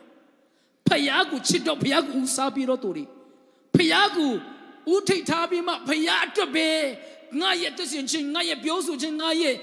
ဘုံတဘောအလုံးဟာဖယားပဲဖယားအတွက်ပဲဖယားပိုက်တယ်ဖယားရှင်တို့ကဲထဲရှင်တို့ခဲတော်သူဖြစ်တယ်အသွေးတော်နဲ့ရှင်တို့ခံတော်သူဖြစ်တယ်ဖယားသားသမီးဖြစ်တယ်အဖရဲ့စကားပဲနားထောင်မယ်လိုက်ရှောက်မယ်ဆိုပြီးမှဖယားကိုချစ်ပြီးမှသူ့ကိုရွေးချယ်တော့ဖယားကိုပဲရွေးချယ်တော့သားသမီးတွေအတွက်အထူးပါလေကဲနှုတ်ချင်းကိုငင်မဆချင်းလာမှာဖြစ်တယ်ဟာလေလုယာအဲကျွန်တော်တို့ဒီခေတ်မှာကလေတော်များများခရိယန်တွေကဒီအစင်မရောက်ဘူးဘုရားကတည်းကဘုရားကကျွန်တော်ချစ်တာပဲမပြောင်းလဲတော့ချစ်ချင်းမြတ်တာနဲ့ချစ်တာပဲဘယ်လိုပဲတက်ရှင်ကောင်းတဲ့ချိန်မှာချစ်တယ်လို့မကောင်းတဲ့ချိန်မှာလည်းချစ်ပါတယ်ဆိုပြီးမှပြောတတ်ကြတယ်ဒါလုံးဝမဟုတ်ဘူးယေရှုပြကဲတဲ့ခြင်းတရားကိုလုံးဝလက်ခံပြီးသားသူတရားအတွက်စင်တော့နမောနမြဲနဲ့တက်ရှင်ဖို့မဟုတ်တော့ဘူးကိုကြိုက်တယ်လို့တက်ရှင်လို့မရတော့ဘူးဘာဖြစ်လို့လဲအဲ့ဒီယေရှုဖျားဟာကျွန်တော်တို့ရဲ့သခင်ဖြစ်တော်ပြီလေဦးထိတ်ထားရမှာသူ့ကိုပဲဦးတည်ရတော့မှာသူ့ရဲ့လူတော်တိုင်းကျွန်တော်ဆောင်ရတော့မှာလေအသက်ရှင်ရတော့မှာရှောက်လန်းရတော့မှာအဲ့ဒါကြောင့်ကျွန်တော်အသက်တာမှာကားရအထိပဲလိုက်တဲ့ခရိယန်တွေတော်များများရှိတယ်ကားရအထိပဲရောက်တယ်ဘုရားရဲ့ချစ်ချင်းမေတ္တာလောက်ပဲတည်တယ်ပြန်ပြီးမှဘုရားကိုချစ်ဖို့မရှိရွေတော့ဘူးမဖြစ်ချင်တော့ဘူးစိုက်တယ်လို့အသက်ရှင်တော့ခရိယန်တွေတော်များများရှိတယ်အတူတူပဲကျွန်တော်တို့တခြားလူမပြောဘဲနဲ့ကျွန်တော်တို့ဇုံမီးတွေနော်ဇုံမီးတွေအခုချိန်မှာကျွန်တော်တို့ကြုံတွေ့ရတဲ့ရင်ဆိုင်ရတဲ့ဟာတွေလေမြန်မာပြည်မှာဆိုရင်ကျွန်တော်တို့ဇောကံအားလုံးဟာနော်အရင်တော့ကဘာဖြစ်လဲလုံးဝနှိုးထားမှုဖြစ်လာတော့ဟာလေလုံးဝနှိုးထားမှုဖြစ်လာတော့ကဖယားရဲ့အတန်ဖယားရဲ့ကောင်းမြတ်တဲ့အကြောင်းကိုပဲရေးမကြတာတစ်ကြောက်ဆောင်ပေါ်မှာပဲဖြစ်တစ်ဗာလဲတစ်ပင်ပေါ်မှာပဲဖြစ်ဘုရားကောင်းမြတ်တဲ့ဘုရားကတင်းကိုချစ်တယ်ဆိုတဲ့စကားလုံးတွေပဲပြီးရှံနေတာပြီးမှလဲဗာလဲလဲရသွားရင်လဲအဲ့ဒီလဲထဲမှာတော့မှဘုရားရဲ့ချီးမွမ်းတာပဲကြားရတယ်တကယ်တောင်းရခုတ်ရင်းနဲ့ဘုရားကိုချီးမွမ်းနေတာအဲ့ဒီတော့ကနိုးထားမှုတကယ်ဖြစ်လာတော့ဟာလေအဲ့လိုဖြစ်နေတာဒုတ်ပြမဲ့လည်းခုချိန်မှာဘယ်လိုဖြစ်သွားပြီလဲအဲ့ဒီအတန်ကြီးမရှိတော့ဘူးအဲ့ဒီနှုတ်ကပတော်တွေကနေရာမှာရတော့ဘူးဘာရီယာနေရာဘီဒူရီယာနေရာဖြစ်သွားပြီလေဘင်းဆိုင်ခင်းဒီတော်များများဖြစ်သွားပြီတကယ်ဝမ်းနည်းစရာကောင်းတာဘာဖြစ်လို့လဲဆိုတဲ့အခါမှာကားရဲ့ထိပဲလိုက်တဲ့ကျွန်တော်တို့ယုံမီအဖွဲတွေဖြစ်သွားပြီလူမျိုးတွေဖြစ်သွားပြီဖယားကိုမချစ်တော့ဘူးဖယားဦးစားမပြီးတော့ဘူးလေဖယားကိုတကယ်အနေနဲ့တကယ်လက်မခံတော့တဲ့အခြေအနေမျိုးဖြစ်သွားပြီကိုကောင်းဖို့အတွက်ပဲစဉ်းစားတော့တာကောင်းချီလာပြီဆိုရင်ကောင်းချီရဖို့ပဲကိုချမ်းသာဖို့ပဲကိုကြွယ်ဝဖို့ပဲစဉ်းစားတော့တယ်ဖယားကကြိုက်လားမကြိုက်လားစဉ်းစားတော့ဘူးအရန်ကြောက်ရှာကောင်းတယ်ဒီလိုမျိုးဆက်သွားနေရင်တော့ကျွန်တော်တို့လူမျိုးတွေတောင်မှပြတ်သုံးမလားမသိဘူးနော်ဘာဖြစ်လို့လဲဖယားရဲ့ဘုန်းတော်မထင်ရှားဘူးလေဖယားရဲ့ဘုန်းတော်မထင်ရှားတဲ့အတက်တာဖယားရဲ့ဘုန်းတော်မထင်ရှားရှိတဲ့လူမျိုးဟာဆိုကြွယ်ပြုတ်သွားနိုင်တယ်နော်တကယ်ဆိုဖယားရဲ့ဖန်ဆင်းထားတော်လူတွေဖြစ်တယ်လူမျိုးတွေဖြစ်တယ်သူရဲ့ဘုန်းတော်အတွက်မစက်ကပ်ဘဲနဲ့သူရဲ့ဘုန်းတော်အတွက်မတွာလာဘဲနဲ့တက်ရှင်နေမယ်ဆိုရင်တော့ဒီလိုက်ဖယားထားမှာမဟုတ်ဘူးခင်ဗျာငါသားငါသမီးကငါဘုံကန်နေငါ့ဘုံတော်အတွက်မသက်မရှင်တော့ဘူးဆိုပြီးမှဘယ်လိုလုပ်မလဲထင်လေအသက်တာရုပ်ရင်ရုပ်သွားမှာနော်အရင်ဆိုရင်စရာကောင်းတယ်အကြောင်းဒီခေတ်မှာဘယ်နိုင်ငံပဲမှာပဲနေဘယ်နေရာပဲရောက်ဖယားကိုကြောက်ရအောင်ဖယားကိုချစ်ရအောင်သူထက်ကျွန်တော်ချစ်ရမယ်သူမရှိဘူး သူဒီကျွန်တော်ဦးစားပေးရမယ်သူမရှိဘူးနော်သူဟာကျွန်တော်အသက်ရှင်ခြင်းသူဟာကျွန်တော်ရဲ့ယက်တည်နေနိုင်ခြင်းဖြစ်တယ်သူရဲ့ကျေးဇူးတော်ကြောင့်တော့ကျွန်တော်ဒီနေရာမှာကျွန်တော်ရောက်ရှိနေကြတာဖြစ်တယ်ကျွန်တော်ကိုခွန်အားနဲ့ကိုကောင်းလို့ကိုတဆွမ်းနိုင်လို့လုံးဝမဟုတ်ဘူးကိုယ်ခံနိုင်လို့မဟုတ်ဘူးဖခင်ရဲ့ချစ်ချင်းမေတ္တာကကျွန်တော်ကိုအမြဲတမ်းကြိုက်ဆွဲနေလို့ဖြစ်တယ်မပြောင်းလဲတော့မှသူ့နိုင်မရတော့ချစ်ချင်းမေတ္တာနဲ့အဲ့ဒီတဲ့ကြောင့်လေကျွန်တော်အားလုံးကအဲ့ဒီသူ့ကိုပြန်လဲပြီးမှချစ်ရအောင်လို့ပြောချင်တာလေရှင်မသက်ခန်းကြီး6ခန်းငယ်33မှာပါပြောလဲနိုင်ငံတော်နဲ့ဖြောင်းမချင်းတရားတော်ကိုစေဥစွာရှာကြလို့နောက်မှအထူအရာများကိုပြီးမယ်နောက်မှအထူအရာများကိုထပ်ကြွပြီးတော်မူလာတဲ့ကိုချမ်းသာဘူးကိုကြွရောဘူးကိုစားနိုင်ဘူးတောက်နိုင်ဘူးရှင်မစင်းစားနဲ့ဒါအဓိကမဟုတ်ဘူးဒါဦးစားပြီးဘူးမဟုတ်ဘူးအဲ့ဒီစားနိုင်တောက်နိုင်ဘူးကျွန်တော်ဝတ်နိုင်ဘူးကျွန်တော်အသက်ရှင်နေနိုင်ဘူးဟာဆိုရင်လေဖယားအခွင့်မရှိမလာဘူးနော်လမ်းမလာဘူးမဖြစ်နိုင်ဘူးခဏလာကောင်းလာနိုင်တယ်တို့ပြီမဲ့လေကြာစီမခံဘူးအဲ့ရကဖယားတကယ်ကိုကြောက်ရွံ့ယူတည်တော့တက်တာဖယားကိုလုံးဝဖယားကိုပဲရွေးချယ်တော့တက်တာဟာဆိုရင်တော့တကယ်တော့တဘဝလုံးမပြောနဲ့မျိုးရိုးစင်စစ်မှာဘုရားတခင်ကသူတို့ကိုကောင်းချီးပြီးတော့ဘုရားတခင်ဖြစ်တယ်ဟာလေလုယာအဲ့ဒီကောင်းချီးကကျွန်တော်တို့ရချင်တယ်လောကီအရာတွေထက်ကျွန်တော်တို့ဘုရားကိုပဲရွေးချယ်ဖို့ကဲတင်ချင်းအတွက်မဟုတ်ဘူးနော်ကဲတင်ချင်းရပြီးတော့သူတွေကျွန်တော်ခရိယန်တွေကဘုရားတခင်နဲ့ပဲတွာလာဖို့ကျွန်တော်အားလုံးကိုတာ၍တွာလာတတ်တော့တက်တာဖြစ်ဖို့ကျွန်တော်စင်ခေါ်ချင်တာဖြစ်တယ်ဆိုတော့ယောသရဲ့တက်တာကြီးတဲ့ခါမှာလည်းကြည့်လိုက်ယောသရဲ့တက်တာမှာလေ तू ကအိမ်မက်ဒီမက်တယ်နော်အိမ်မက်ဒီမက်ခေတော့ तू ရဲ့နာဂတ်တမက်ခေတော့ तू ဖြစ်တယ်တုတ်ပြီးမဲ့လေချက်ချင်းကြီးကို तू အိမ်မက်မဖြစ်လာဘူးတုတ်ပြီးမဲ့ဘာလဲ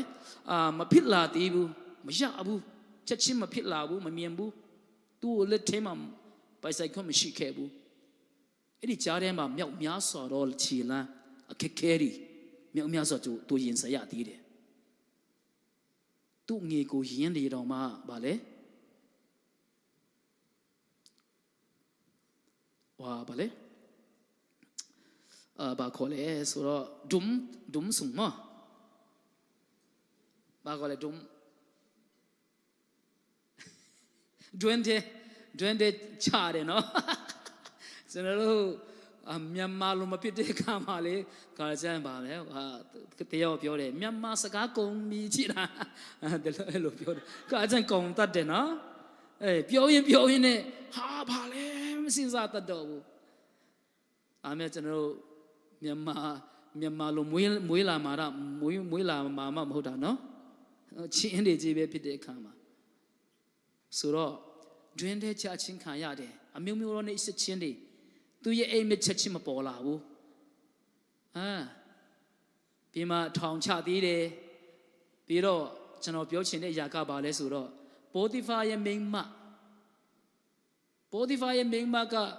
သူ့ကိုမျိုးဆွဲတယ်နော်မျိုးဆွဲတယ်တခါပဲမဟုတ်ဘူးတဲ့တခါမကောက်ဘူးနေ့တိုင်းလို့ပြောတယ်ဘယ်နှခါလဲတော့မသိဘူးအခါတော့မပြောဘူးအချိန်တော့မပြောဘူးအဲ့ဒီပိုသဖာမိန်းမကယောသလေးလုံးဝထောင်ပေါင်းမျက်နှာချောလေးလာတယ်ရုပ်ချောတယ်အဲ့ချိန်မှာသူတို့နှစ်ယောက်တည်းဘယင်အိမ်ထဲမှာနေတဲ့ချိန်မှာလာပြီးတော့ပိုသဖာမိန်းမကလာမျိုးဆွဲတယ်နေ့တိုင်းလာတယ်တဲ့ဆိုတော့နောက်ဆုံးမှာကြတော့ဘာဖြစ်လဲဆိုတော့မဖြစ်တော့ဘူးပေါ့နော်သူရဲ့ဗာလဲပြီးတဲ့တိုင်းသူအင်ဂျီပေါ်မှာသူလက်နဲ့ကြိုင်လိုက်တဲ့အခါမှာဘာဖြစ်သွားလဲဆိုတော့မလွတ်တော့အောင်ပေါ့နော်ခင်ဗျားတော့မလွတ်တော့ဘူးထက်ကထွက်ပြေးတယ်ငိမ့်တယ်ပေါ့နော်အပြစ်မှားဖို့နော်ပြစ်မှားဖို့အဲ့လိုမျိုးနောက်ဆုံးတော့သူအင်ဂျီအပြင်ဆွဲလိုက်တဲ့အခါမှာယောသကလည်းအဲ့လောက်ထိမျိုးဆွဲတယ်အဲ့လောက်ထိနေချင်းနေဆိုရင်လည်းရပါတယ်ဆိုပြီးမှမပြောဘူးရပါတယ်ဆိုပြီးမှမပြောဘူးဟုတ်ပါပြီအင်ဂျီတရားနေတော့မကြိုင်လိုက်ပြီဆိုတော့မထွက်တော့ဘူးဒီတခါတော့မပြောဘူး မပြောဘူးသူတို့နှစ်ယောက်တည်းရှိတာနော်ဘယ်သူကမှလည်းမမြင်ဘူးအဲ့ဒီချိန်မှာဖျားယောသလေးကဒီအပစ်ကိုလုပ်ပြီးမှဖျားပေါ်မှာကျွန်တော်ဗာလဲပြစ်မှာမဟုတ်ဘူးဆိုပြီးမှသူ့အင်ဂျီကိုချွတ်ပြီးမှထွက်ပြေးလိုက်တာဖြစ်တယ်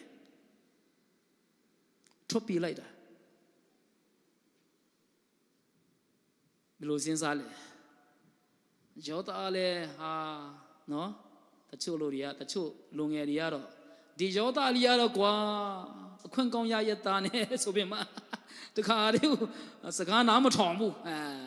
ပြောချင်တဲ့သူရှိကောင်းရှိနိုင်တယ်နော်ဘယ်သူမှလည်းမမြင်ဘူးတစ်ချက်လေးပဲပြစ်မှားဖို့တားလွယ်တယ်နော်လဲချက်ဖို့တားလွယ်တယ်နော်ဘယ်သူမှလည်းမမြင်ဘူးထုတ်ပြီးမဲ့လည်းဘယ်သူမှမြင်လဲဆိုတော့ယောသဘယ်သူတည်လဲဆိုဘယ်လိုတည်လဲဆိုတော့ဖယားတခင်ကအမြဲတမ်းသူနဲ့သူရှိတယ်ဆိုတော့သူကောင်းကောင်းတည်တယ်အဲ့ဒီတော့ကြောင့်ဒီအပစ်ကိုငါမလုပ်ဘူးဆိုပြီးမှသူအင်ဂျီထွက်ပြီးမှထွက်သွားလိုက်တာဖြစ်တယ်ဟာလေလုယာကျွန်တော်အဲ့လိုခရိယန်ရဲ့တက်တာကအဲ့လိုဖြစ်ရမှာစာတမန်ကိုပစနေပဲမောင်းထုတ်ပြီးတော့လေမောင်းထုတ်ပြီးမှတကုံမောင်းထုတ်ပြီးမှဒါမဲ့နေ့ရက်တက်တာမှာကြတော့သူ့ရဲ့လူတော်တိုင်းလိုက်ရှောက်နေမယ်ဆိုရင်လကားပဲလေတချို့နေရာမှာကျွန်တော်တို့မတွားရမယ့်နေရာရှိတယ်မလုံးရမယ့်နေရာရှိတယ်လုံးဝငင်းရမယ့်နေရာရှိတယ်အဲကြောင့်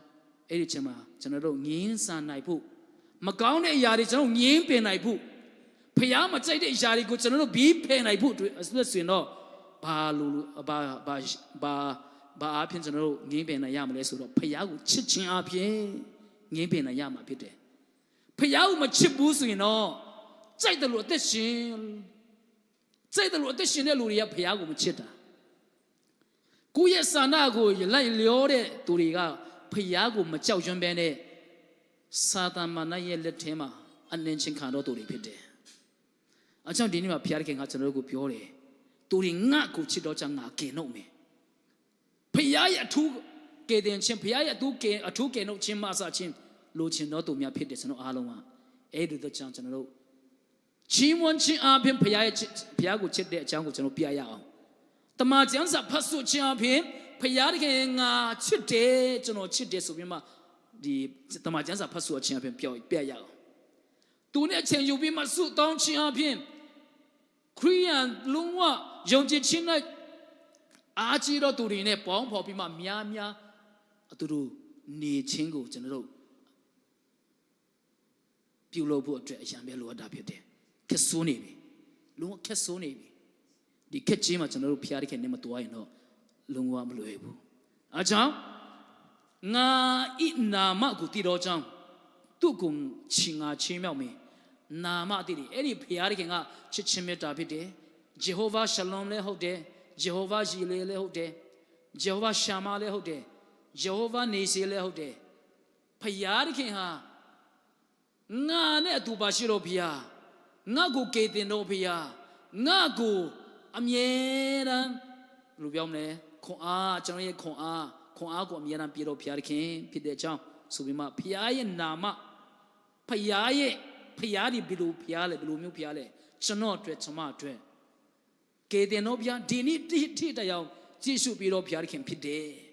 ကောင်းမြတ်တယ်ကျွန်တော်ပေါ်မှာလုံးဝဂတိမပြတ်ဖို့တော့ဖျားခင်ဖြစ်တယ်ဆိုပြီးမှကျွန်တော်ဝန်ခံတယ်ဖျားကိုချစ်တယ်ဖျားရဲ့နာမကိုသိပြီးမှကျွန်တော်နေမယ်ဆိုရင်တော့သူရဲ့ချင်းတော်ချင်းအထူးခံစားရမှာဖြစ်တယ်အာမင်သူတွေငါ့ကိုခေါ်တော့ခါငါထိုးမယ်ချစ်ချင်းမေတ္တာနဲ့သူ့ကိုချစ်တော်ကြောင်းငါကင်တော့မယ်နာမကိုတည်တော်ကြောင်းသူ့ကိုငါကင်ချီးမြှောက်မယ်သူတွေငါ့ကိုခေါ်တဲ့အခါမှာငါထိုးမယ်ဆိုပြီးမှဘုရားရဲ့နှုတ်ကပတ်တော်ဖြစ်တယ်ဒုက္ခခံရတော့ခါလဲသူ့အပြစ်ပံငါနေပဲဆိုတော့သူ့ကိုဦးစားပြီးတော့ဘုရားရဲ့ကိုချစ်တော်သူ့ကိုဦးစားပြီးမှနိုင်ငံတော်နဲ့ဖြောင်းမခြင်းတရားကိုစီဦးစွာရှာတော့တက်တာဟုတ်ဒီဘုရားခင်ကဒုက္ခသူတို့ဒုက္ခရောက်တဲ့အခါမှာသူတို့ဘက်မှာငါနေမယ်တဲ့သူတို့ဘက်မှာငါနေပြီးတော့သူတို့ရဲ့ပြဿနာအားလုံးကိုချမ်းသာပြီးမယ် သူတို့ရဲ့ဒုက္ခရောက်နေတဲ့အရာခတ်သိမ်းကိုငါကိုယ်တိုင်ဖြေရှင်းပေးမယ်ဆိုပြီးမှဖခင်သခင်ရဲ့ဂတိတော်ဖြစ်တယ်ဟာလေလုယာဒါကြောင့်ပြီးမှဘာဖြစ်လဲသူ၏ဘုန်းကိုလည်းထင်ရှားစေမယ်ကိုအားဖြင့်ဖခင်ရဲ့ဘုန်းတော်ထင်ရှားမယ်ဖခင်ဘုန်းတော်ကိုအားဖြင့်ထင်ရှားပြီဆိုရင်ကိုယ်တိုင်ကလည်းဘာဖြစ်သွားလဲလူတွေကပြောမှာပေါ့အိုးဒီမိသားစုဒီတယောက်ကထိုးချတယ်ဖခင်ရဲ့ကောင်းမြတ်ခြင်းသူအားဖြင့်ငါမြင်တွေ့တယ်ကောင်းချီးတော်ခံစားရတဲ့သူတွေပဲအသင်းတော်ပဲမိသားစုပဲဆိုပြီးမှလူတွေကဖခင်ရဲ့ဘုန်းတော်မြင်တွေ့ရမှာဖြစ်တယ်ဟာလေလုယာအားကြောင့်ဂျေရမိခန်းကြီး33မှာလည်းဗာပြောလေငါကိုခေါ်လို့ငါထူးမယ်တင်မတိနေနိုင်တော့ကြီးတော့ရာတင်မတိနိုင်တော့နေတော့ရာများကိုငါဖွင့်ပြမယ်ငါကိုခေါ်လို့ငါထူးမယ်ဂတိတော်ဖခင်ရဲ့ဂတိတော်ဖြစ်တယ်ကျွန်တော်ခုနတော့နောက်ဆုံးအနေနဲ့ပြောမယ်ဆိုတော့အခုနတော့တက်တည်ခံတဲ့အတိုင်းပဲအဲ့လိုမျိုးကျွန်တော်ဆုတောင်းနေတဲ့အချိန်မှာဖခင်သခင်အတန်တော်ကြားရတယ်လုံးဝဒုက္ခရောက်နေတဲ့ချိန်မြောက်လွန်းချက်မရှိတော့တဲ့ချိန်မှာလုံးဝဖခင်ကိုပဲစာငါပြီးမှဖခင်ကိုပဲမျောကြည့်ပြီးတော့နေတဲ့ချိန်မှာဖခင်သခင်အတန်တော် TV အပြင်လာတာဖြစ်တယ် TV အပြင်တယောက်ကစကားလာပြောတာမဟုတ်ဘူးအကြောင်းဖခင်သခင်ကဘီနာမှာကျွန်တော်ဘီနာမှာဖြစ်တဲ့အရာတွေအပြင်ဖခင်သခင်စကားပြောနိုင်တော့ဖခင်သခင်ဖြစ်တယ်အမြဲတမ်းကျွန်တော်ကိုငါသမီးဒီလိုအသက်ရှင်ပါနော်ဒီလိုတော့ပါနော်ဂယုစိုက်ပါနော်ဆိုပြီးမှချိန်တိုင်းနိုင်တိုင်းမှာကျွန်တော်ကိုစကားပြောချင်တော့ဖခင်သခင်ဖြစ်တယ်အကြောင်းနာဆွရအောင်ဒုက္ခရောက်တဲ့အချိန်မှာနာဆွပို့ပြီးမှဆွရအောင်နားထောင်ရောက်ဖခင်ရဲ့အတန်ဆိုတော့ယေရမိကိုရရဲ့တက်တာမှာကြည့်မယ်ဆိုရင်အခန်းငယ်1မှာတစ်ချက်လောက်ဖတ်ကြည့်လိုက်အခန်းငယ်1မှာဖတ်မယ်ဆိုရင်လေကျွန်တော်ခွန်အားရတာကပါလဲဆိုတော့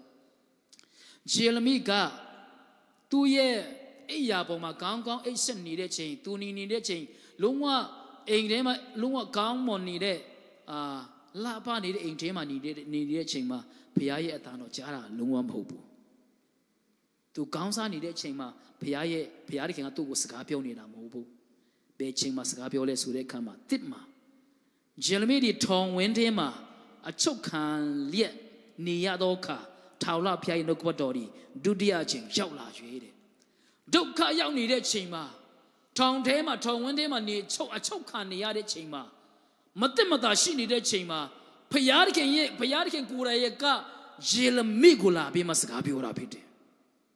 အဲကြောင့်ဒီနေ့နားလည်ရအောင်ကိုကဒုက္ခရောက်တယ်ငါဆုတောင်းတဲ့နာမဘုရားကနာမငြောင်းဘူးဘယ်လိုလဲဆိုပြီးမှအဖီမရတဲ့အချိန်လိုမျိုးကိုရှောက်ရတဲ့လမ်းကကြမ်းတမ်းနေတဲ့အချိန်လိုမျိုးမှာကျွန်တော်အသက်ရှင်နေတဲ့ချိန်မှာလေဘုရားကကျွန်တော်အနီးနားမှာရှိတယ်ဆိုတာလုံးဝမမြင်နဲ့ယေရမိကိုယ်တိုင်အပေါ်မှာဘုရားကသူ့ကိုစကားလာပြောတာဖြစ်တယ်ထောင်ဝင်းထဲမှာချုပ်ခါနေရတဲ့အချိန်မှာဘုရားသခင်ကငါကိုခေါ်လို့ငါသားယေရမိငါထူးမယ်တင်မတိနိုင်တော့နေတော့အရာများကိုကြီးတော့အရာတင်မတိနိုင်တော့နေတော့အရာများကိုငါဖွင့်ပြမယ်ဆိုပြီးမှဘုရားသခင်ကယေရမိကိုစကားပြောတော့ဘုရားသခင်ဖြစ်တယ်အဲဒါကြောင့်ဒီနေ့မှာဘုရားသခင်ကဒီနေ့မှာစကားပြောချင်တော့ဘုရားသခင်ဖြစ်တယ်နားဆွမ်းတယ်ဆိုရင်ဆိုတော့ဒုက္ခရောက်နေတဲ့ချိန်မှာကိုချမ်းသာဘာလဲဘာဆိုဘာမှမလိုတဲ့အချိန်မှာဘုရားသခင်ကစကားပြောတယ်ဆိုပြီးမှအဲ့လိုမျိုးကျမ်းစာထဲမှာသိမရှိဘူးနော်ဒုက္ခရောက်နေတဲ့အချိန်ငိုကြွေးနေတဲ့အချိန်ပြဿနာနဲ့ရင်ဆိုင်နေရတဲ့အချိန်မျောလင့်ချက်မဲ့တဲ့အချိန်ဒီလိုမျိုးမှာဘုရားသခင်ကလာပြီးမှစကားပြောလို့ရှိတယ်ဟာဘာလဲဟာနာကိုလည်းကြည့်လိုက်နေစခံရတယ်အနေစခံရတယ်ငိုကြွေးရတယ်နေ့တိုင်းအဲ့ဒီချိန်မှာဘုရားစီတော်ပြီးမှစိတ်နှလုံးသွင်းလွန်လိုက်တဲ့အခါမှာဘုရားခင်ကိုယ်လည်းကသူ့ကိုလာပြီးမှစကားပြောတယ်။ဒါဆေမောလာကိုပြေးလိုက်တာဖြစ်တယ်။အဲ့ဒီတိုင်းပဲကျွန်တော်တက်တာမှာဒီနေ့ဘုရားခင်ကကျွန်တော်ကိုစကားပြောနေတယ်။အနာမှာရှိနေတယ်။ဒုက္ခရောက်နေတဲ့အချိန်မှာပူတော်မှအနာမှာရှိတော့ဘုရားခင်ဖြစ်တဲ့ကြောင့်ကျွန်တော်နားလည်ဖို့ ရာမဲကျွန်တော်ပြောချင်တယ်ဆိုတော့ကျွန်တော်တို့မသိနိုင်တဲ့ရာမြောက်များစွာရှိတယ်အနာဂတ်မှာကျွန်တော်ဘယ်လိုအသက်ရှင်ရမလဲဒီလိုမျိုး UND ပြက်ဗာလဲပိတ်ထားပြီးတော့ပြီးမှ operation တွေပုံများလာတယ်ဘယ်လိုအသက်ရှင်ရမလဲအနာဂတ်ကဘယ်လိုလုပ်ရမလဲဆိုပြီးမှမြန်မာပြည်တော်မှာပြန်လာခြင်းတဲ့ဗာလဲစန္ဒရှိကောင်းရှိနိုင်တယ်နော်တချို့ဆိုရင်မြန်မာပြည်မှာနေဒီမှာနေတာချင်းမြန်မာပြည်မှာပြန် easy ပြည်တော့မဟုတ်ဘူးနော်အရှိမလဲဗာလဲပြန်လဲနေအနောက်ပါလဲဗာလဲ Egypt စစ်သားရလိုက်နေတယ်အလဲမှာကဣသီလတွေကျွန်တော်တို့တွေအခုချင်းတဲ့သူတို့ပဲဒီအချိန်ကာလနဲ့မတူဘူးလားတူတယ်အဲ့ဒီချိန်မှာလေကျွန်တော်အော်တယ်ဘုရားသခင်ကမေးချင်တဲ့ຢာတစ်ခုရှိတယ်ဘာလဲဆိုတော့ဘုရားသခင်ကဖာလောမင်းကြီးရဲ့စိတ်နှလုံးမှာကြောရှိတယ်တဲ့3ချိန်လောက်ရှိတယ်နော်အဲ့ဒီထွတ်မြောက်ရချမ်းထဲမှာဆက်လီထဲမှာဖတ်လိုက်ဘုရားသခင်ထာဝရဘုရားကဖာလောမင်းကြီးရဲ့နှလုံးကိုမာကြောရှိတယ်တဲ့အဲ့ဒီဣသီလလိုမျိုးကိုပြင်လိုက်ဖို့အတွက်မာကြောရှိတာမလွတ်အောင်လေဣသီဗာလဲဣသီလလိုမျိုးကိုမလွတ်ချင်တဲ့ဆန္ဒပြန်ထန်အောင်သူစင်တလုံးကိုမာကြောရှိတယ်အဲ့ဒါဘာအတွက်လဲဆိုတဲ့အခါမှာအဲ့ဒီEgypt သားတွေကထာဝရဘုရားဒီဘယ်သူလဲဆိုတာကိုသူ့ရဲ့ဘုန်းတော်မြင်တွေ့ဖို့လို့ပြောတယ်ဖာလောမင်းကြီးရဲ့နှလုံးသားကိုမာကြောစေခြင်းရဲ့အကြောင်းရင်းကဘာလဲဆိုတဲ့အခါမှာထာဝရဘုရားရဲ့ဘုန်းတော်အဲ့ဒီဘုရားကိုမသိတဲ့သူတွေကမြင်သိဖို့အတွက်ဆိုပြီးမှကောင်းကောင်းရေးထားတယ်အဲ့မှာအဲ့ဒါကြောင့်ကျွန်တော်ဒီနေ့သိဖို့လိုတယ်ကျွန်တော်ရင်ဆိုင်ပြတဲ့ပြဿနာအရှိလည်းတွားလို့မရနောက်လည်းဆုပ်လို့မရဘူးဒီအဲ့လိုမျိုးကြောက်ရွံ့နေတဲ့အခြေအနေလိုမျိုးမှာကျွန်တော်အသက်ရှင်နေတဲ့အခါမှာအတန်တော်နားထောင်ရအောင်အာမင်ဖခင်ရဲ့အတန်တော်နားထောင်ရအောင်တို့အော်ဟစ်တယ်ဘုရားသခင်ဆိုပြီးအော်ဟစ်တယ်မောရှိကိုယ်တိုင်လည်းအော်ဟစ်တယ်အော်ဟစ်လိုက်တဲ့အခါမှာဘာဖြစ်လဲမောရှိပေါ်မှာဘုရားသခင်စကားပြောတယ်အတန်တော်ကြားရတယ်ဘာလဲဆိုတော့တင်းရဲ့လက်ထဲမှာဘာရှိလဲ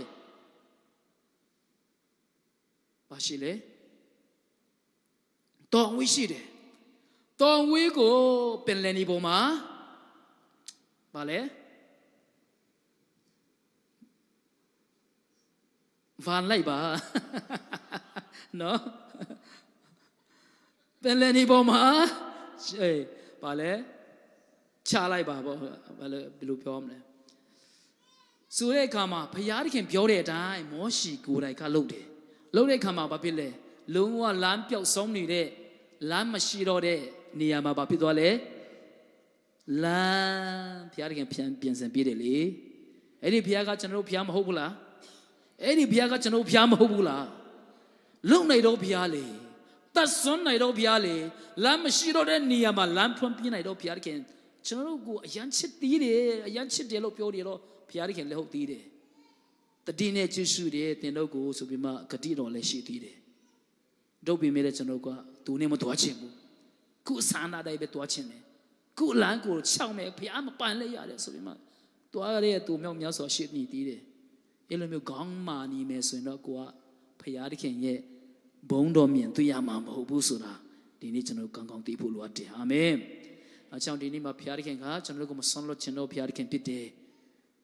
မဆုံးလွတ်ခြင်းလို့ကျွန်တော်တို့အထင်းမှာတော့မှတန်ရှင်းတော်ကြီးတော်ဘုရားထည့်ပြီးသေးတယ်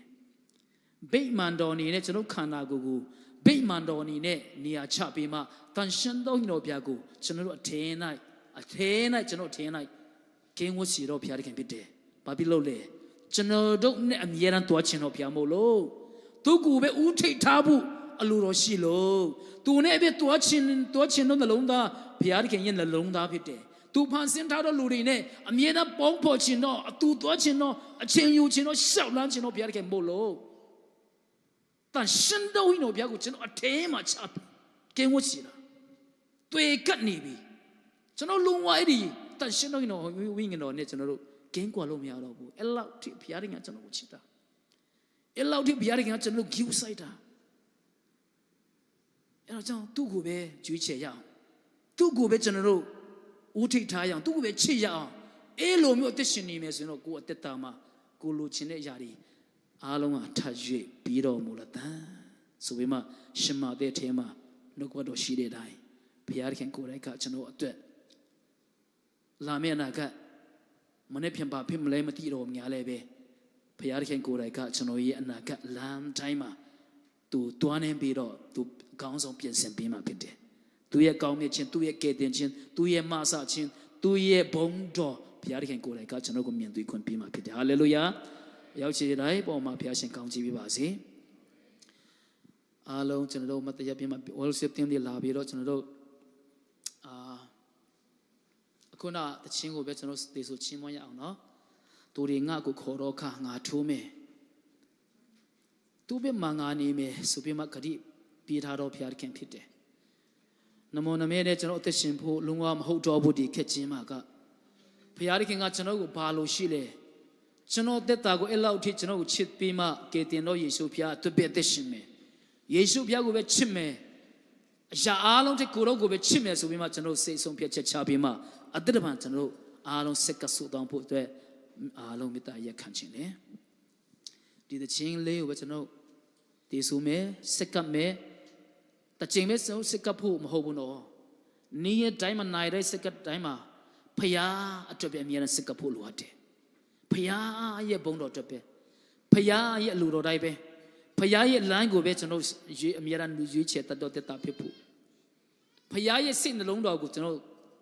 ထိတွေ့တော့သူများဖြစ်ဖို့အတွက်ဘုရားခင်ကကျွန်တော်ကိုအလိုရှိတာဖြစ်တယ်စကဆုတောင်းရအောင်လို့ဒီသခြင်းအပြင်သူတွေငါကိုခေါ်တော့ချာငါတို့မူမီဒုက္ခခါဒုက္ခဒုမနိုင်မှာနေမီ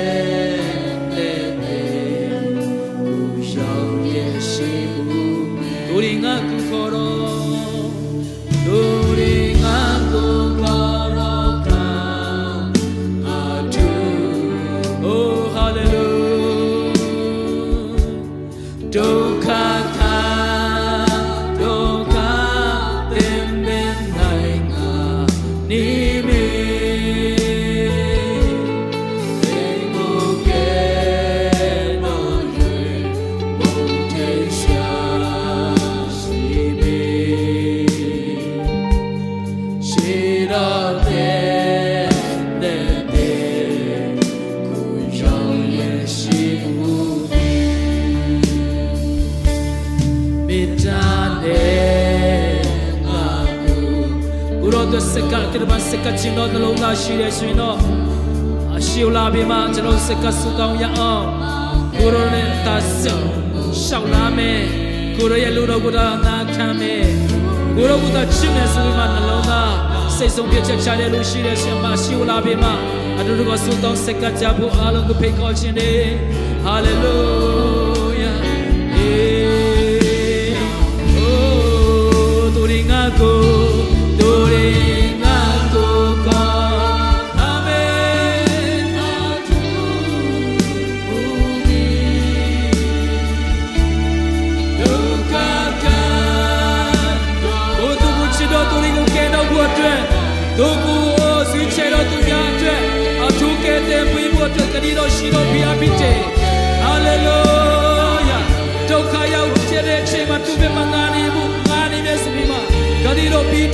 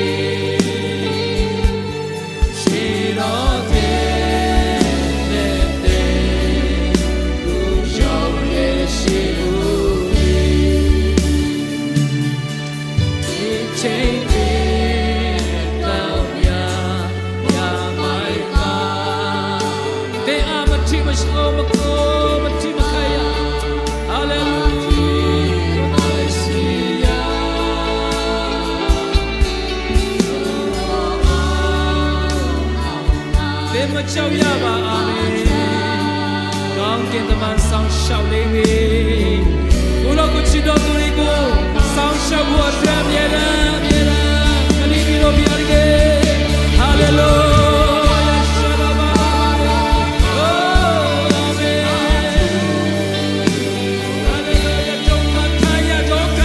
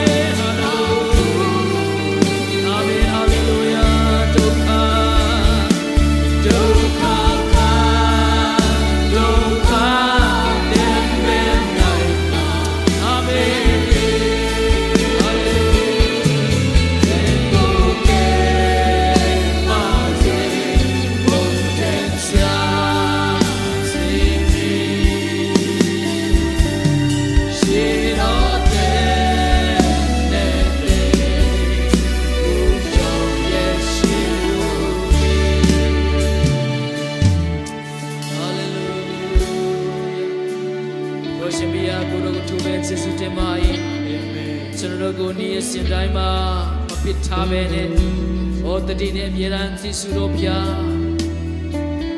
ကျွန်တော်တို့ကိုနေရာစင်တိုင်းမှာမကြောက်နဲ့ဆိုပြီးမှကျွန်တော်တို့အမြဲတမ်းစကားပြောပြီးမှကတိပြတော်ဖျားဟာလေလုယာကျွန်တော်တို့တယောက်တည်းကိုအိုးဒုက္ခထဲမှာရှိဘူးဒုက္ခထဲမှာအားငယ်နေပြီးမှအိုးစိတ်နဲ့ကြပြီးမှနေဖို့တလူတော်မရှိတော့ဖျားဒုက္ခထဲမှာပင်ငါတင်တော့တဲ့သူငါသူရှိမယ်ဆိုပြီးမှကတိတော်ပြတော်ဖျားသင်ငါကိုချစ်တယ်ဆိုရင်သင်ကိုငါကင်တော့မယ်ဆိုပြီးမှကတိပြီးတော့ပြရခဲ့ဒီဒီမှာကိုရှင်တော်ကိုရှင်ပြရခဲ့ကိုရရှင်ပြချစ်ချင်းမိတာကိုနားလဲတော့တယောက်ချင်းရှိတဲ့တာအိုးမပြောင်းလဲတော့ချစ်ချင်းမိတာပေါ်မှာပဲမေးခုပြီးမှအဲ့ဒီမိတာမောမိတာတော့ပေါ်မှာကတိတော့ပေါ်မှာရက်တင်နေလို့ကျွန်တော်တို့ရဲ့တတာ၌ဝိညာဉ်တော်ပြတဲ့ဘာလို့ရှာတော်မူတဲ့စကားပြောလျက်ဟာလေလုယာနေရှင်တိုင်းမှာကိုတော်မပါဘဲနဲ့ကျွန်တော်အသက်ရှင်နေတာမျိုးကိုတော်မပါဘဲနဲ့လမ်းလျှောက်တာမျိုးခြေလမ်းလမ်းတာမျိုးအိုးမဖြစ်စီဘဲနဲ့အိုးကျွန်တော်ဘဝတစ်လျှောက်လုံးမှာအိုးခြေလမ်းတိုင်းမှာနှလုံးခုန်လုံးတိုင်းမှာကိုတော်နဲ့အတူလျှောက်လမ်းတော့တက်တာကိုတော်နဲ့အတူအသက်ရှင်တော့တက်တာကိုတော်နဲ့တာချင်းအိုးတုံးတော့တက်တာများဖြစ်စီပါမယ်ကြောင့်ဆုတောင်းပါတယ်ကိုတော်ဟာလေလုယာရောက်ချင်းရှင်တဲ့တာကောင်းချီးပြတော်မူပါကိုတော်ဒီကျွန်တော်ရဲ့လမ်းခရီးဖြစ်တယ်ကိုတော်ဒီကျွန်တော်ရဲ့အနာဂတ်လည်းဖြစ်တယ်ကိုတော်ဒီကျွန်တော်ရဲ့အသက်ရှင်ခြင်းလည်းဖြစ်တယ်ဒါကြောင့်ကိုတော်မပါဘဲနဲ့ကျွန်တော်ဘယ်ရည်နေရာမှမသွားလို့ပါဘူးကိုတော်ရှင်ဗျာကျွန်တော်လမ်းပြပါဟာလေလုယာရှာရာမာနာမာနာဘာနာကစီယာမာရာမာရာကမစီဟာလေလုယာမာမာမာမာဟာလေလုယာဖခင်ဘုရားသခင်နာမတော်ကိုချီးမွမ်းကြပါကျွန်တော်တို့ဒီလောကခြေအသင်းမှာသက်ရှင်နေတဲ့အခါမှာဒုက္ခဝေဒနာပြဿနာမြောက်ပေါင်းမြောက်များစွာထဲမှာဒါပေမဲ့များဒီလာရရှင်လေပြင်းမှာသက်ရှင်နေကြတဲ့အခါမှာဘုရားသခင်ကိုယ်တိုင်ကကျွန်တော်တယောက်တည်းကိုရှောက်လန်းခွင့်မပေးဘဲနဲ့ဘုရားသခင်ကိုယ်တိုင်ကကျွန်တော်လက်တော်ကိုကျွန်တော်လက်များကိုကိုင်ဆဲတော်မူလျက်အမြဲတမ်းကျွန်တော်ကိုမပစ်ထားတော့ဘုရားသခင်ပြတော်ချမ်းနာမကိုချီးမွမ်းပါ၏အာမင်အဲလောက်ထိကျွန်တော်ကိုချစ်တော်ဘုရားအဲလောက်ထိကျွန်တော်ကိုမဆုံးပစ်ခြင်းတော်ဘုရားနဲ့ပဲဒါဒီမင်းများကိုလေကိုရောကိုပဲစေကိုက်ပြီးမှကိုရောကိုပဲချစ်ပြီးမှကိုရောကိုပဲရွေးချယ်ပြီးမှဒီလောကီအရာတွေအားလုံးထက်ကိုရောကိုသာကျွန်တော်ဦးထိပ်ထားနိုင်တော့ကိုရောကိုသာကျွန်တော်မျောလင်းနိုင်တော့ကိုရောနဲ့သာတွာလာနိုင်တော့တင်တာများဖြစ်စီပါမယ်ကြောင်းဝိညာဉ်တော်ပြကျွန်တော်ကိုတူထီလျက်အိုးကျွန်တော်ကိုမဆာပါအောင်မယ်ကြောင်းဆုတောင်းတဲ့စက္ကန့်နာကြပါ၏မလေးရှားနိုင်ငံမှာရှိနေကြတော့ဖာပြရကေဂျက်စီအတင်းတော်မှာရှိကြတော့ယုံကြည်သူများတို့၎င်း မလေးရှားနိုင်ငံမှာရှိနေကြသောကျွန်တော်တို့ဇုံမြတ်မြို့သားမြို့သမီးများအားလုံးညစ်သက်တာမှာတို့၎င်းမြန်မာပြည်သူပြည်သားအားလုံးညစ်သက်တာများကိုစောင့်ထင်းကြွယ်ကားတော်မူလျက်ဒီဒုက္ခထဲမှာဘာဖြစ်တဲ့သူတို့ကိုအတူပါရှိပြီးမှကယ်နှုတ်ပြီးပါမယ်အကြောင်းတော်၎င်းအဖန်ဆင်းမြောက်များစွာနဲ့သူတို့တက်တာမြတ်ကိုလွတ်ချင်းခွင့်မြတ်ပြီးပါမယ်အကြောင်းကျွန်တော်ဆုတောင်းပေးပါ၏ဘာဖြစ်တဲ့နာမကိုချီးမွမ်းနေဒီနေ့ခရစ်ယာန်ဖျားအိုးကျွန်တော်မထိုက်တောင်တောင်များလည်းပဲကိုရိနှုတ်ကပတော်များကိုကိုရိကောင်းမြတ်ခြင်းအရာများကိုတက်တည်ထူနိုင်ရတော့ခွင့်ဝိမြာရတော့ခွင့်ပြည့်တဲ့ကျွန်တော်နာမကိုချီးမွမ်းနေကိုရိနာမအဖြစ်ကျွန်တော်ဝိမြခဲ့တဲ့အရာခတ်တဲ့တန်ရှင်တော်ပြကူရိုက်ကကျွန်တော်အဖြစ်အိုးပြောခဲ့တော်ဒီနှုတ်ကပတော်များကိုကိုရှင်ဖျားကောင်းတော်မိမှာချတော်မျိုးရှိခဲ့တော်ဖြစ်စီတော်မူလျက်အပင်ပေါက်စီတော်မူလျက်တကယ်ပဲကျွန်တော်တက်တာဟာကိုရောနဲ့တာပျော်မွေ့တော်သူများကိုရောနဲ့ကိုရောရဲ့တရားတော်၌တာပျော်မွေ့နိုင်တော်သူများဖြစ်စီပါမယ်အကြောင်းဆုတောင်းတဲ့အခါမှာတပါးရီတော်သခင်ခရစ်တော်မြတ်တော်နာမ၌ယေရှုတော်လုံးဆုံးချီးမွမ်းပြီးဆုတောင်းလက်ဆက်ကနာကြပါれဖာဖျားသခင်အာမင်